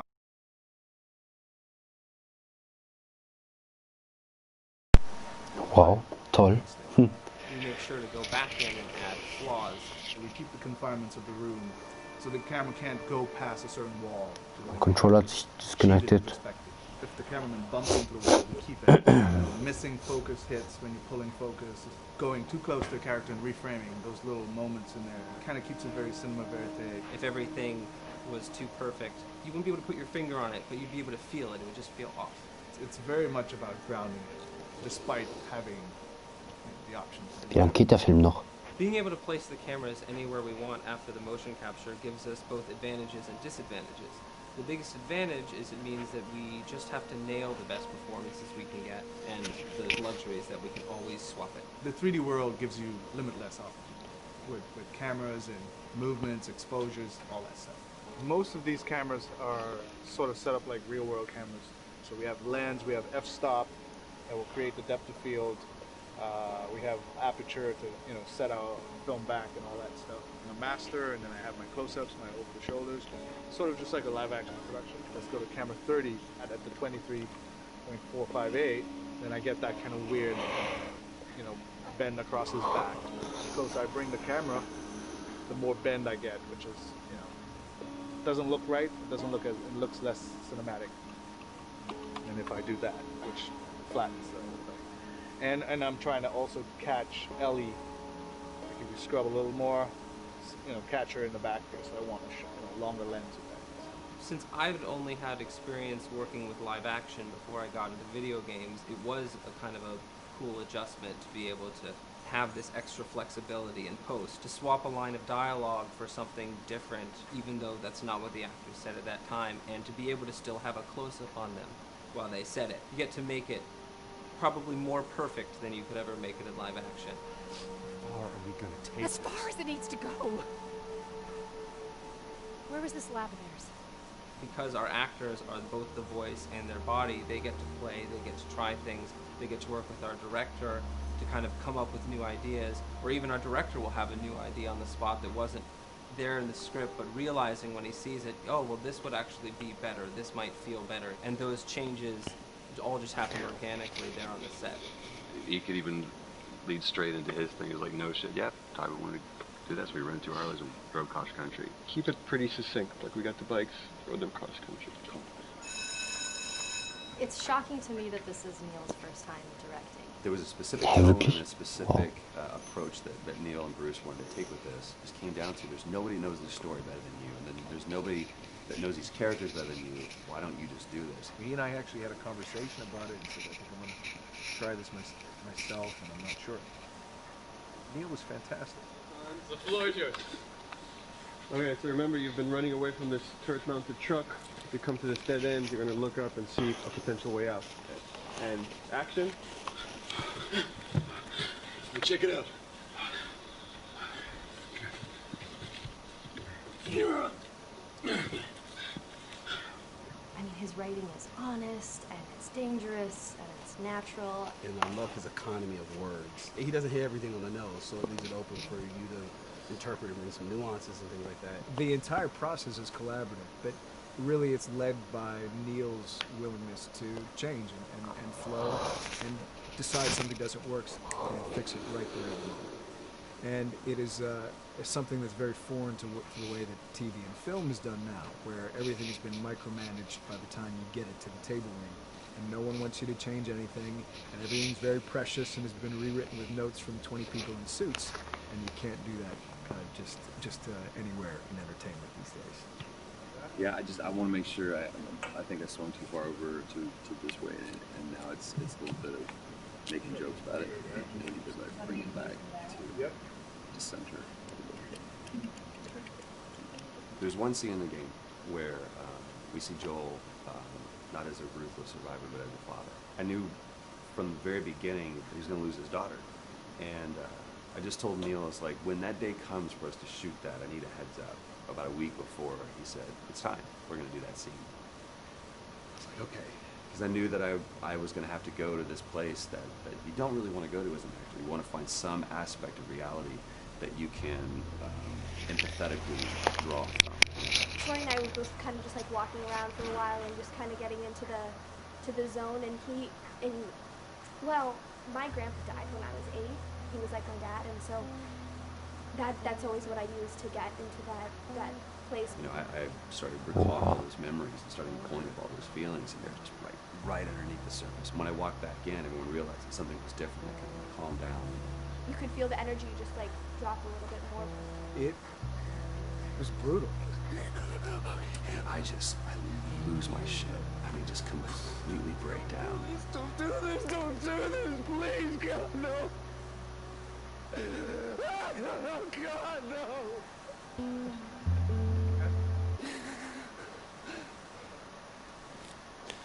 The soundstage was deathly still. That was the first take, and I felt really good about it. And Neil said, okay, let's do it again. So you do it again, and automatically you feel like you're manufacturing, because you're trying to go back to that place, and when you're in that actor nightmare of, trying to get back to that reality. And we go through it again. 5th, 6th, 7th take, and I'm just exhausted. I'm crying between takes. I'm looking at Neil going, this is really, really hard. And finally, after like the 8th or 9th take, he said, all right, I think we got it. I was like, oh, thank God. And I went outside, and I was just jacked up for the rest of the day. Just a wreck emotionally. But we got it. Then 2 weeks later, he calls me. And he says, so we need to reshoot a scene. I'm like, cool, what scene are we doing? And he just looks at me. I said, dude, don't do this to me. And you can either at that moment throw your hands up in the air and say, fuck this, and walk away. Or you can say, okay, this is an opportunity to get it more right. I'm like, okay, all right, you don't think you got it? I'm going to show you that you got it. We've got it in the can. And so we go through it again, and it just feels fake, feels artificial. And Neil goes, go through it again. So I'm doing it again. And I'm getting madder and madder with each take. And finally, about the 4th take, Neil comes over to me. I love him so much. He goes, so I'm picking up on some resistance. I was like, you're damn right you're picking up on some resistance. We've got this in the can already, and we're just wasting our time, and we're wasting all this effort and energy. And he started talking me through the scene. He's like, what I need you to do is I need you to just strip yourself of all these ideas, and I need you to hit this beat, this beat, and this beat, and this beat, which just makes it sound so mechanical and such an emotional scene. So we start going through it, and literally I am mindlessly doing these things at this point. I know it hurts, baby. I know. So I'm gonna lift you up. I'm gonna get you over here. Come on, baby. Come on, work with me, please. God, baby. Sarah. Sarah! Don't do it. Hey, baby. Don't do this to me. Come on. He stops, he goes, now we got it. And I realized that the reason why I wanted that first take to work was because I wanted everyone to look at me and go, wow, what an actor. And that's not what the scene needed. Those moments where you just have to sort of calm your ego down and just go back and do your work. That scene actually works, not because of me, but in spite of me. And that really is the marker and definition of working with a truly good director. There are many like it, but this one is yours. Why don't you have a seat?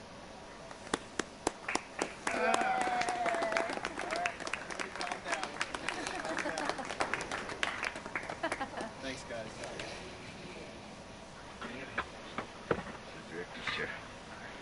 Working on the project, we knew we wanted to have a pretty minimalist soundtrack, and we had a folder. Oh, der Soundtrack, We Digga. folder one day, and we saw we have a lot of stuff here from Gustavo Santaolalla. We're looking for a composer. What if we Santaolalla, reached out to him? ja, genau. Oh, no. Sarah. Move your hands, baby. No. Listen, I can go this way. You're gonna be okay, baby. Stay with me. I'm gonna pick you up. I know, baby. I know. Come on, baby, please. I know, baby. I know. Sarah. Baby.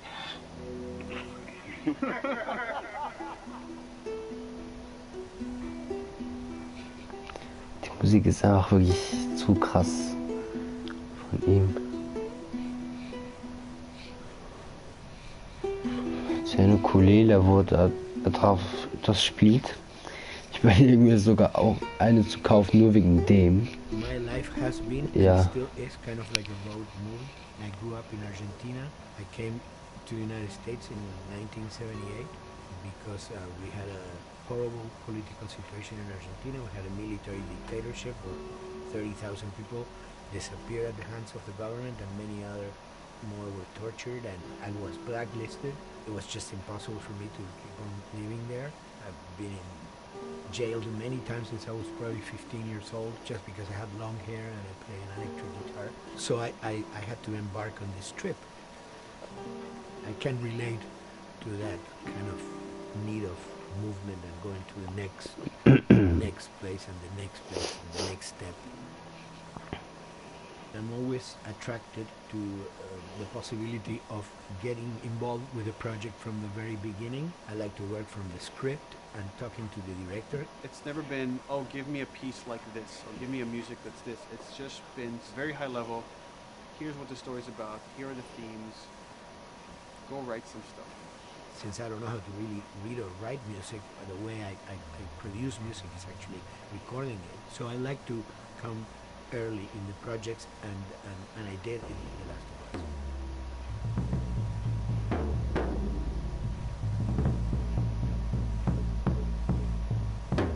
One thing that was fantastic from the very, very beginning was the freedom I had to try and to do whatever I felt could work, you know. As the story was still being written, you could listen to this piece of music and just get a sense of where this needs to go tonally, because the music was still inspiring the story. That was the great thing of having the music written so far in advance. And at the beginning, I was going really out with some things, and sometimes some of those things were the ones that they liked the most, you know. So I really felt very motivated to work, and I enjoyed immensely working. It was this very organic back and forth experience where one element was inspiring the other and vice versa. I needed to go into some more dark places, more textural and not necessarily melodic.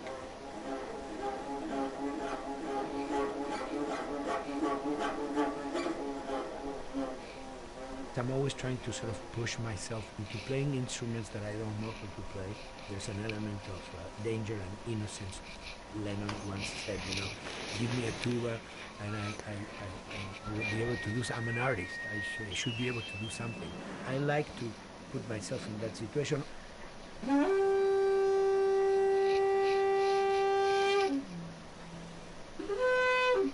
So these are just PVC pipes in construction. die wurden bei Uncharted benutzt, safe, diese Sounds. Ganz sicher nicht bei The Last of Us, das passt da nicht. Or instruments that I know kind of twist them from the concept of the prepared piano, you know. I mean, I've worked with prepared guitar, stick things into the guitar and things like that.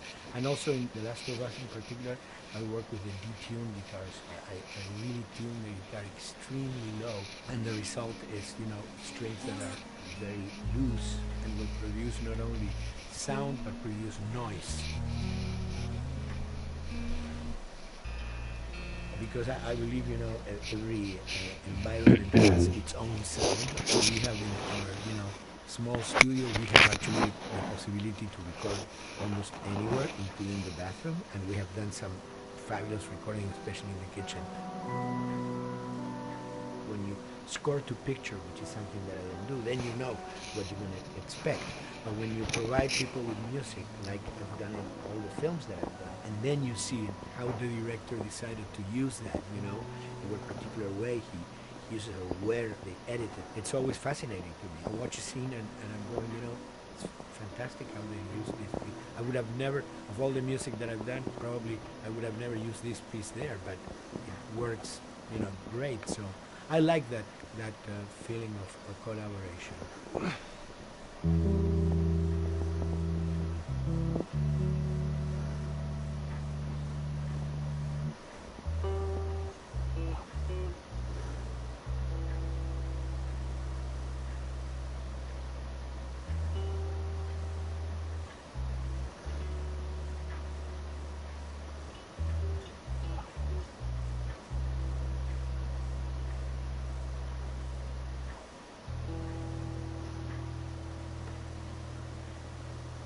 I think, you know, the guys also that work in programming and adapting that music to the game, they should share a lot of the credit for the end result.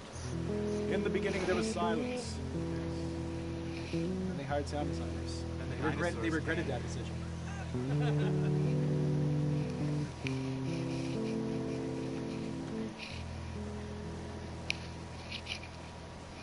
Hold it steady. Ha! Got you! In a much quieter environment like that, we don't have to fill out the soundscape with much more natural sounds, much more detailed, delicate sounds. The tension comes from the lack of sound, in a way. The brain is thrown off because we're expected to hear buses and crowds. All of a sudden I hear wind and leaves rustling. Again, it's creepy and beautiful at the same time because it's almost like I'm going on a hike, but I'm in a downtown area.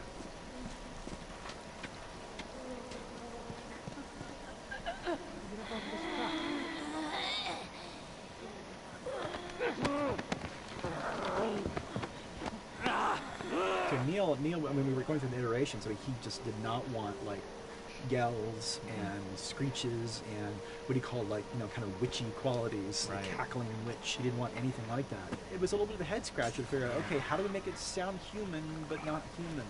We really did not want to use any animals. We wanted these all to be human. Derek and I basically decided to hire a couple of voice actors who did some interesting work vocally to see if they could come up with something. And we worked with this girl, Misty Lee. She started giving us these really great screeches.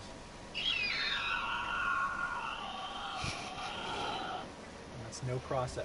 Yeah, that's just her voice. And it started going into this little click. We also used a little bit of Phil's voice.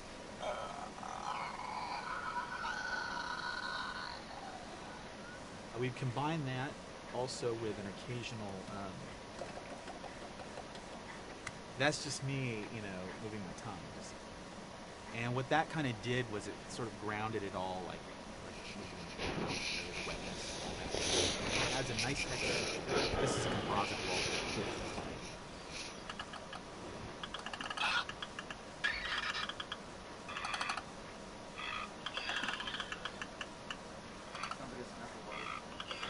Oh, the lid? Like the lid, yeah. Hey, that's a good idea.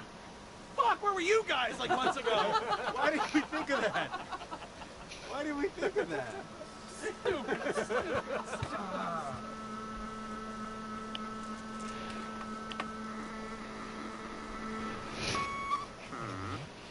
Viewers at home, you're probably wondering what this is.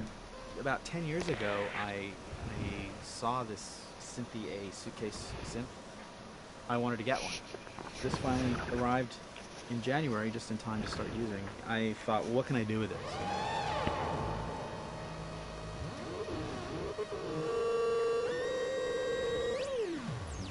In Lakeside, there's a whiteout that happens, and this thing has a noise generator, which gives really convincing wind sound. Achso, das kommt von dem Ding, alles klar. Wow. The military still has technology. There's sirens and alarms, so I wanted to try some new concepts.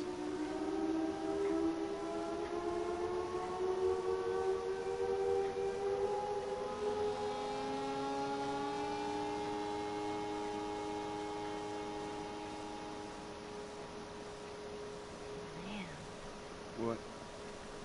nothing. It's just I've never seen anything like this. That's all. In the woods? Yeah.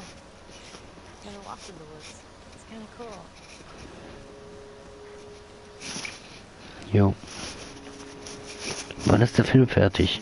Consciously take into consideration lighting in the beginning. Most of the game, you don't really have any new man-made light sources, so everything is naturally lit. In the past, you know, we could use a lot of artificial lights. In a world that has no electricity, We have to hide most of the time, and that requires getting very close to certain assets. Just stay back.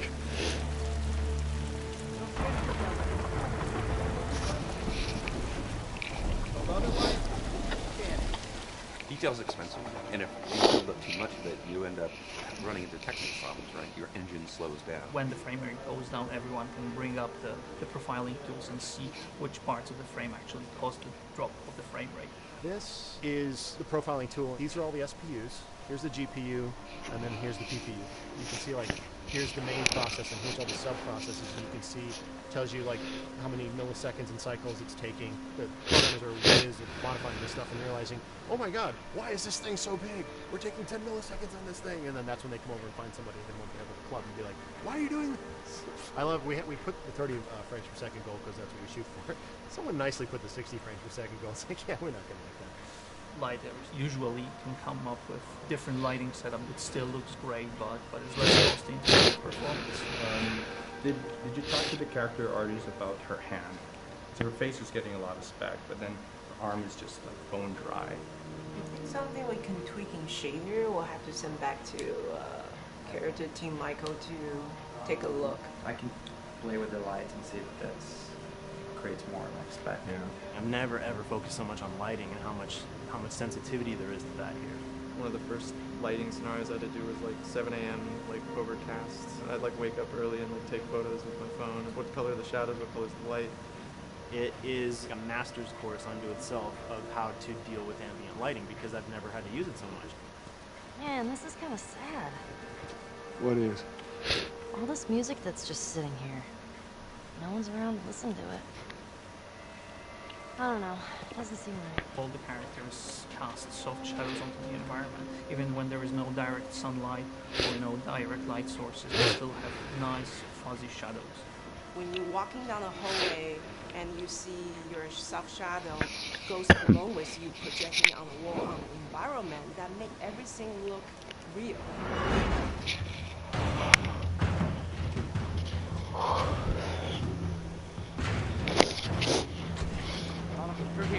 Okay. The flashlight brought a whole new spin on it. So some of the environments are really, really dark, and Yep. you need the flashlight to get around. Give me your hand. We want to have the environment be really dark, but also at the same time have colorful surfaces that are sort of hidden, so when a flashlight hits one of those, it bounces off onto the ceiling. If you shine a line on a red wall, it will bounce the red lighting of the whole environment. And it's very difficult to do, very expensive, but we did it. Everything should have a bounce light. Otherwise, the world is gonna feel dry and unrealistic.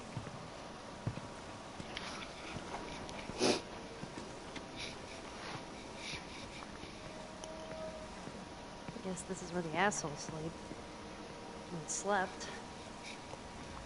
This engine is really driven in a way towards a very high level of cinematic control over each frame.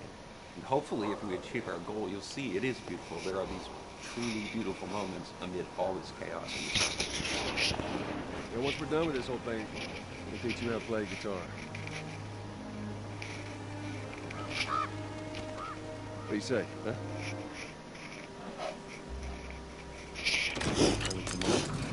Och, du Scheiße, dieser Part habe ich gehasst. Damn it, Bill. What just happened? One of Bill's stupid traps. There, that fridge, it looks like that's a counterweight. Okay. The story really dictates sort of the arc of the overall pacing. Storytelling would always want to be subtle. They would always want to keep the world grounded in reality. But gameplay has requirements where the player needs to see this. The player needs to immediately know that the enemy is attacking, that this room is dangerous, that this room is a puzzle that you have to solve. What are the things that we can do on the joystick to make you feel the same way that these characters are going to feel when we get to this next pinch point in the story? There's a turn in a scene that we need these characters to take, and we need you to feel it and understand that, and that means you have to play it. Sam! Oh my god. Why are you running? Ah! Doorway, over there. Run!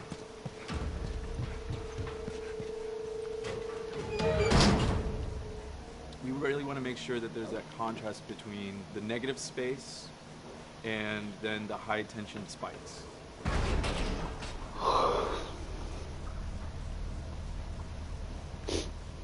A lot of times we won't play music, or we'll play very minimal music just to let you know kind of the state, whether you're still in stealth or combat has broken out.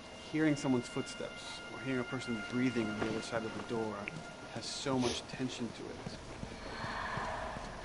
You hear that?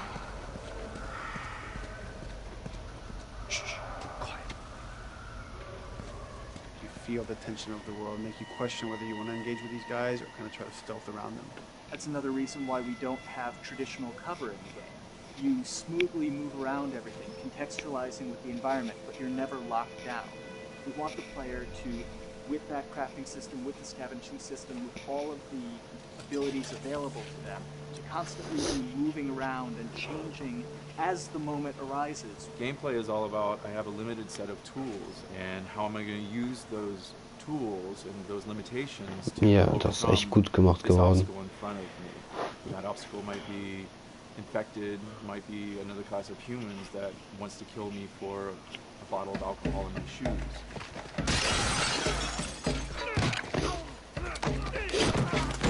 It was important for us that we don't underplay the violence, because then the threat doesn't seem as real. Bam.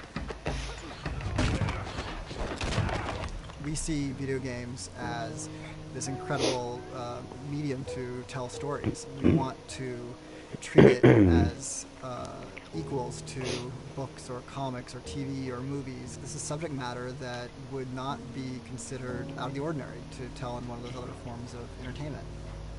Fucking hunters. Seems good to be us. We wanted you to buy just the desperation of these people and why they're behaving this way, because it's so brutal. And at the same time, we didn't want to make it so over the top, stylizing it, so then it doesn't become as real. It was important for us actually to hit that middle ground where it's kind of disturbing.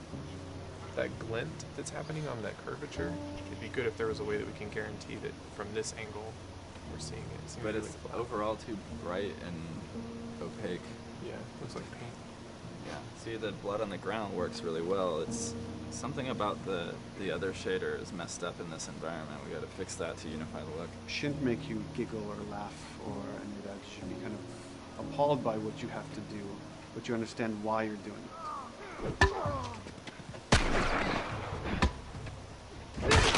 You want to feel each hit. You want to feel each concussive strike. Lives are at stake. You want a death animation to have impactful performance, not just have a guy keel over and ragdoll. In real life, a guy hitting a guy takes a half a second, but in the game world, you want that to be as instantaneous as possible. I lived my whole life in this very ugly test level. I basically just fight dudes in here all the time. Almost every move is divided between like an intro and a swing. And one of the many things I have to end up doing is like counting frames and being like, okay, on frame 18, I want you to get out of here. I want you to be able to start moving. Every hit reaction that an NPC plays, they are not necessarily in the correct pose. When you strike them the next time, we just pop them with a 0 frame animation change, which is usually kind of a no-no, you know what I mean? Normally you want characters to blend smoothly and realistically into animations. But what we found is that you can cover that pop up with a heavy impact. They can go from almost any pose into the pose that the impact starts from, and your eye just covers up the transition for you. So if you throw a brick at a guy, it puts him in this like kind of staggering stun state. And that changes the moves that you do when you come up and punch him. So now I'm gonna come up and punch him, and now when you're punching him, because you've hit him down, you get this like auto aim moment where you get like a free headshot. I try to make it so that, you know, if you kind of know what you're doing, that you can Gar nicht set gewusst, yourself up nicht for gemacht. 1 + 2 = 3. Right here! Memory on a console is a very precious resource. All of Joel's animations with every weapon, all the NPC animations, the stealth kills, you know, all of that stuff happening need to fit within a 4 meg to 5 meg memory footprint. This is a list of everything that's loaded in game and how much memory it's taking, because memory is our most precious resource right now. So we have a level, we call it the bookstore, it's in Hunter City, and this is a zone, for example. So when I set an AI to this zone, he will never leave its boundaries. I want guys to guard this exit where you have to go through, so I'll zone a couple guys around there to make sure that they, you know, they can fight you and use all this cover, but they want to stay around this door. This is another key component of the AI, is what we call the nav mesh. This defines the overall play space of where an AI knows he can or cannot go. Hey look, that's where a cover used to be, and there's a hole cut out for it. I gotta fix that. There's some other wonderful things. See these little red polygons? Yeah, that means they're not linking right for some reason, so that means they can't really walk through here properly. It's a bug, and I need to fix it. Welcome to my life.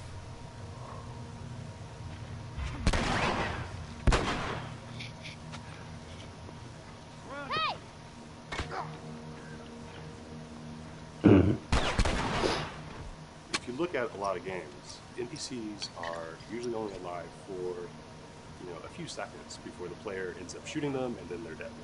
We want our guys to be much more dangerous and much more threatening, which means they have to be alive for longer. They need to exist in the world for longer, which means you as the player can witness them acting out their behaviors for longer.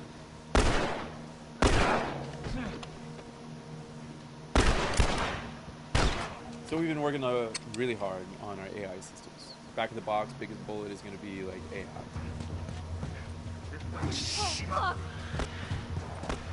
So we tried a number of different prototypes with the buddies, including having Ellie be super independent of you. She would try to flank the enemies, get behind them, or get between you and them. And a lot of times those decisions should surprise you, just like a real person, a real character would surprise you. And we discovered after many different prototypes, the best thing for her to do generally is to stay very near you. You need the exploration, you need the scavenging, you need something to say like, okay, if we just crank it to 11 the whole time, then it's pinned up there and there's no time to breathe, no time to assess or analyze, and no time to really contrast. There's no way of shifting the pacing.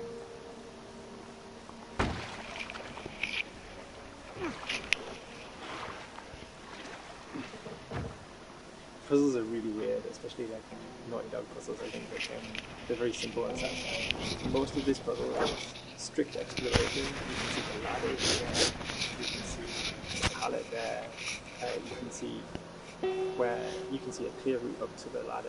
So you're like, okay, maybe I have to get Ellie to the pallet, push the pallet over to the side, and then Ellie will climb up and lower the ladder. So that whole part is like, that's not a puzzle, that's not regarded as a puzzle, but when you feel like you've got to the solution, you're like, okay, I'm going to climb this ladder, and it breaks off. Hopefully then the player will feel a little bit stumped and they'll be like, I'm not really sure what I meant to do now. And so this is where the puzzle starts. Hopefully at this point, like, all of the elements that the player needs to solve the puzzle are very familiar to them because they've been through the previous exploration beats. They're improvising with elements that are at their disposal. That's a really sort of like strong theme throughout like The Last of Us. That you're a survivor, you'll take whatever tools you're given and you'll use them in like creative ways to survive.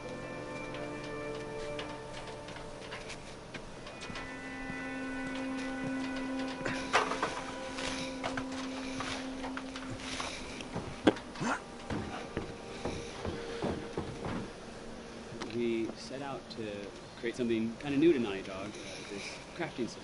Our lead designer, Jacob Minkoff, he got this book of like the survivalist handbook and homemade munitions and all sorts of funny stuff. Just start reading about, okay, if I was just wandering around in Black society, what stuff that seems like I could find? Alcohol, sugar, you know, if you want to make a smoke bomb. It's difficult to balance the right amount of resources against what you think the player's going to need and making sure that the player feels like they're getting just enough to survive, but not too much that they feel like they're a powerhouse.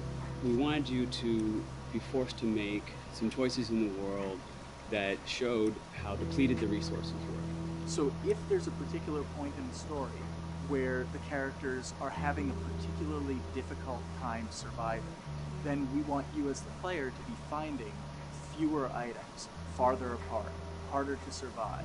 We will item starve you at the same time that those characters are feeling starved and worn out.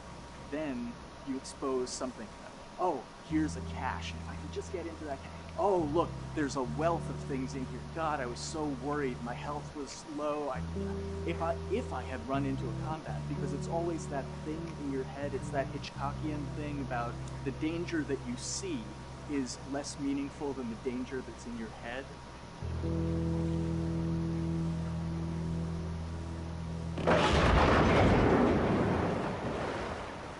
When we're designing the levels, you know, it's nice to have the stuff that we know people are going to encounter. You know, we kind of call this some of the critical path stuff.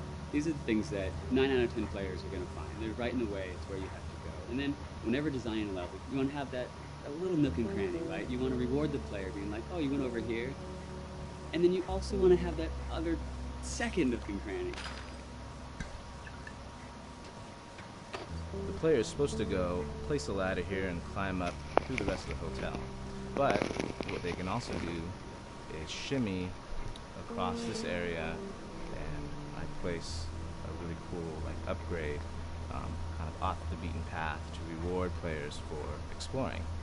So if they come all the way over here, they're going to get this really cool training manual. It's a funny little bit of trivia. The HUD system, not the menus, not like when you can start and stuff, but the actual HUD system where you see the reticles and stuff, was literally created for an E3 demo early in Uncharted 1, and that's been our HUD system, the foundation of our HUD system for the last 4 games. First time in Naughty Dog's history, we hired Alex.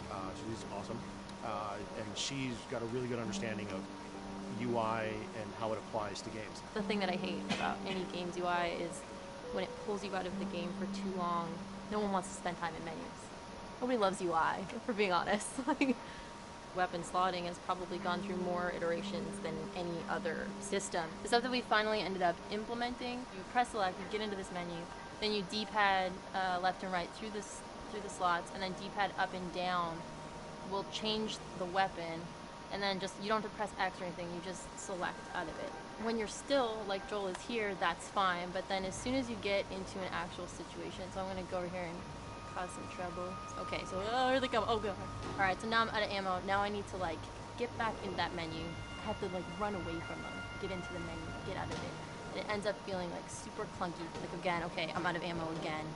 Get out of here. I need to take out one of my other long guns. And now Bill's in trouble. Bill's in trouble over here. And I've got to like, I'm in a menu now and it's like, oh shit, whoever designed this UI is so bad. Like, what were they thinking? Bill's gonna die. In theory, it worked, but then in practice, it felt a little clunky. We wanted it to be the absolute minimum amount of button presses. You don't say to yourself, oh, I'm never going to be able to do this in time, so I'm just going to give up. I'll die, I'll restart, let me try again. You want to always make the player feel that there is a way to survive. They can just do this fast enough. And like what's going to go in now, if you just left, right, D-pad through this stuff, you swap out your guns, like between long gun and short gun. If you're now on this gun and you were to hold X to pick your gun, so it all happens within the same system that you're using to slot the weapons. The first iteration that I did on that was awful. It just took way too long to get in. It was just a mess. QA was so upset at me like all the time. Should hate me now because of that system.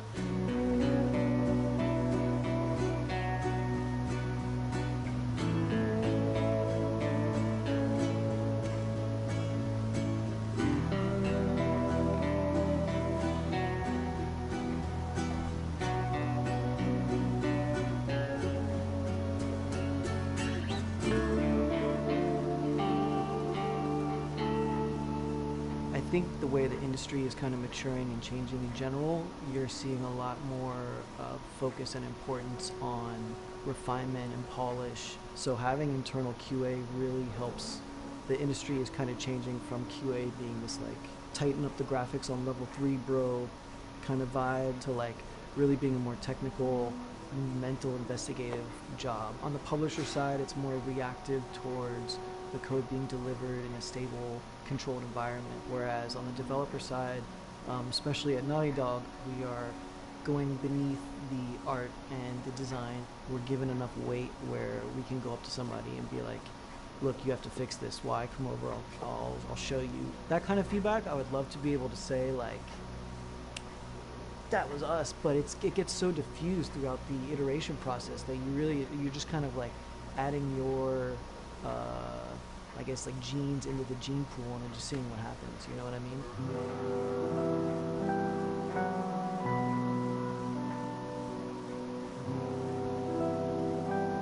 Everyone's working all the time now. But like I told people, like 7 weeks and then you can have tons of time off, enjoy the sun, you know? But for now it's like, this is it for everybody.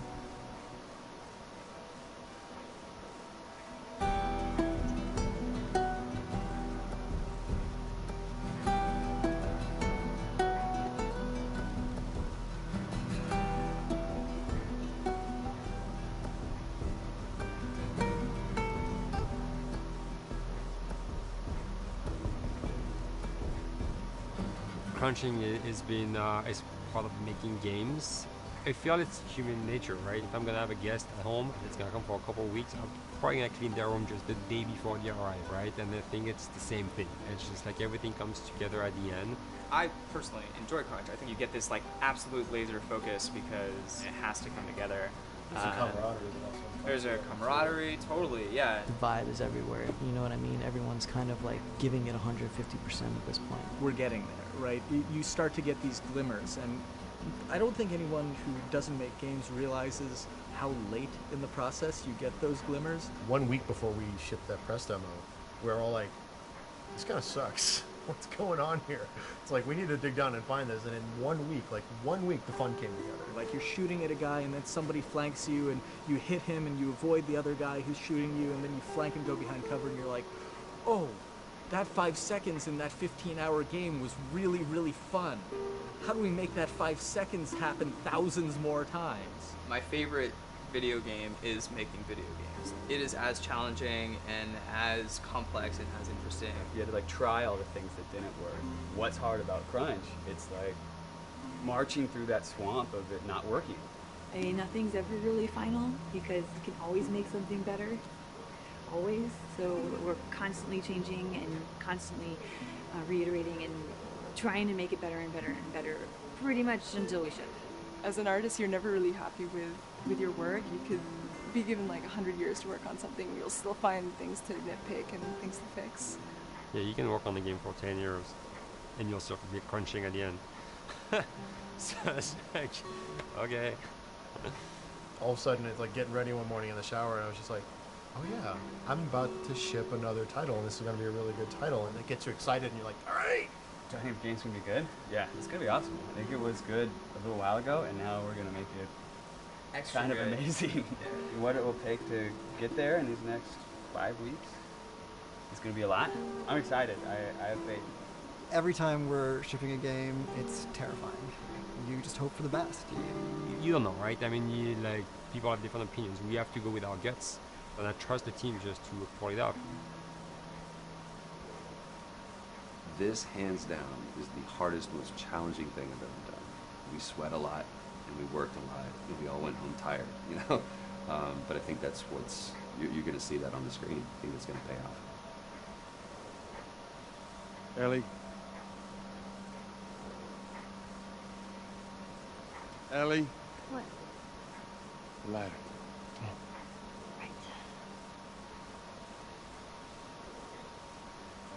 After David, Ellie's visibly distant.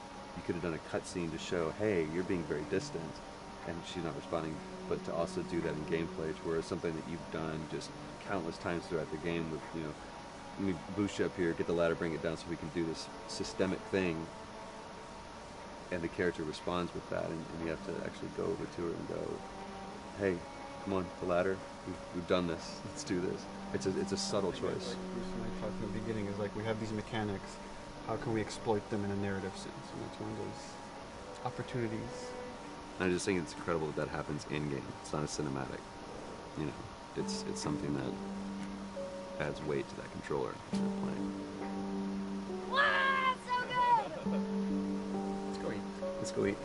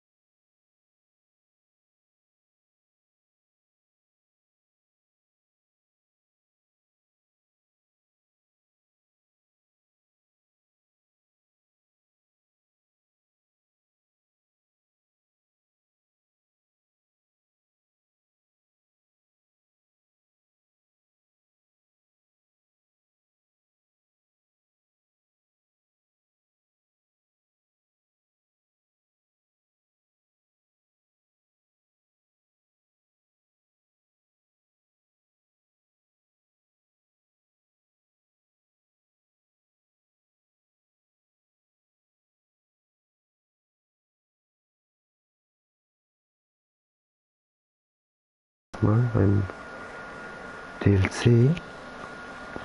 Bis dahin, passt auf euch auf und so. Wir sehen uns dann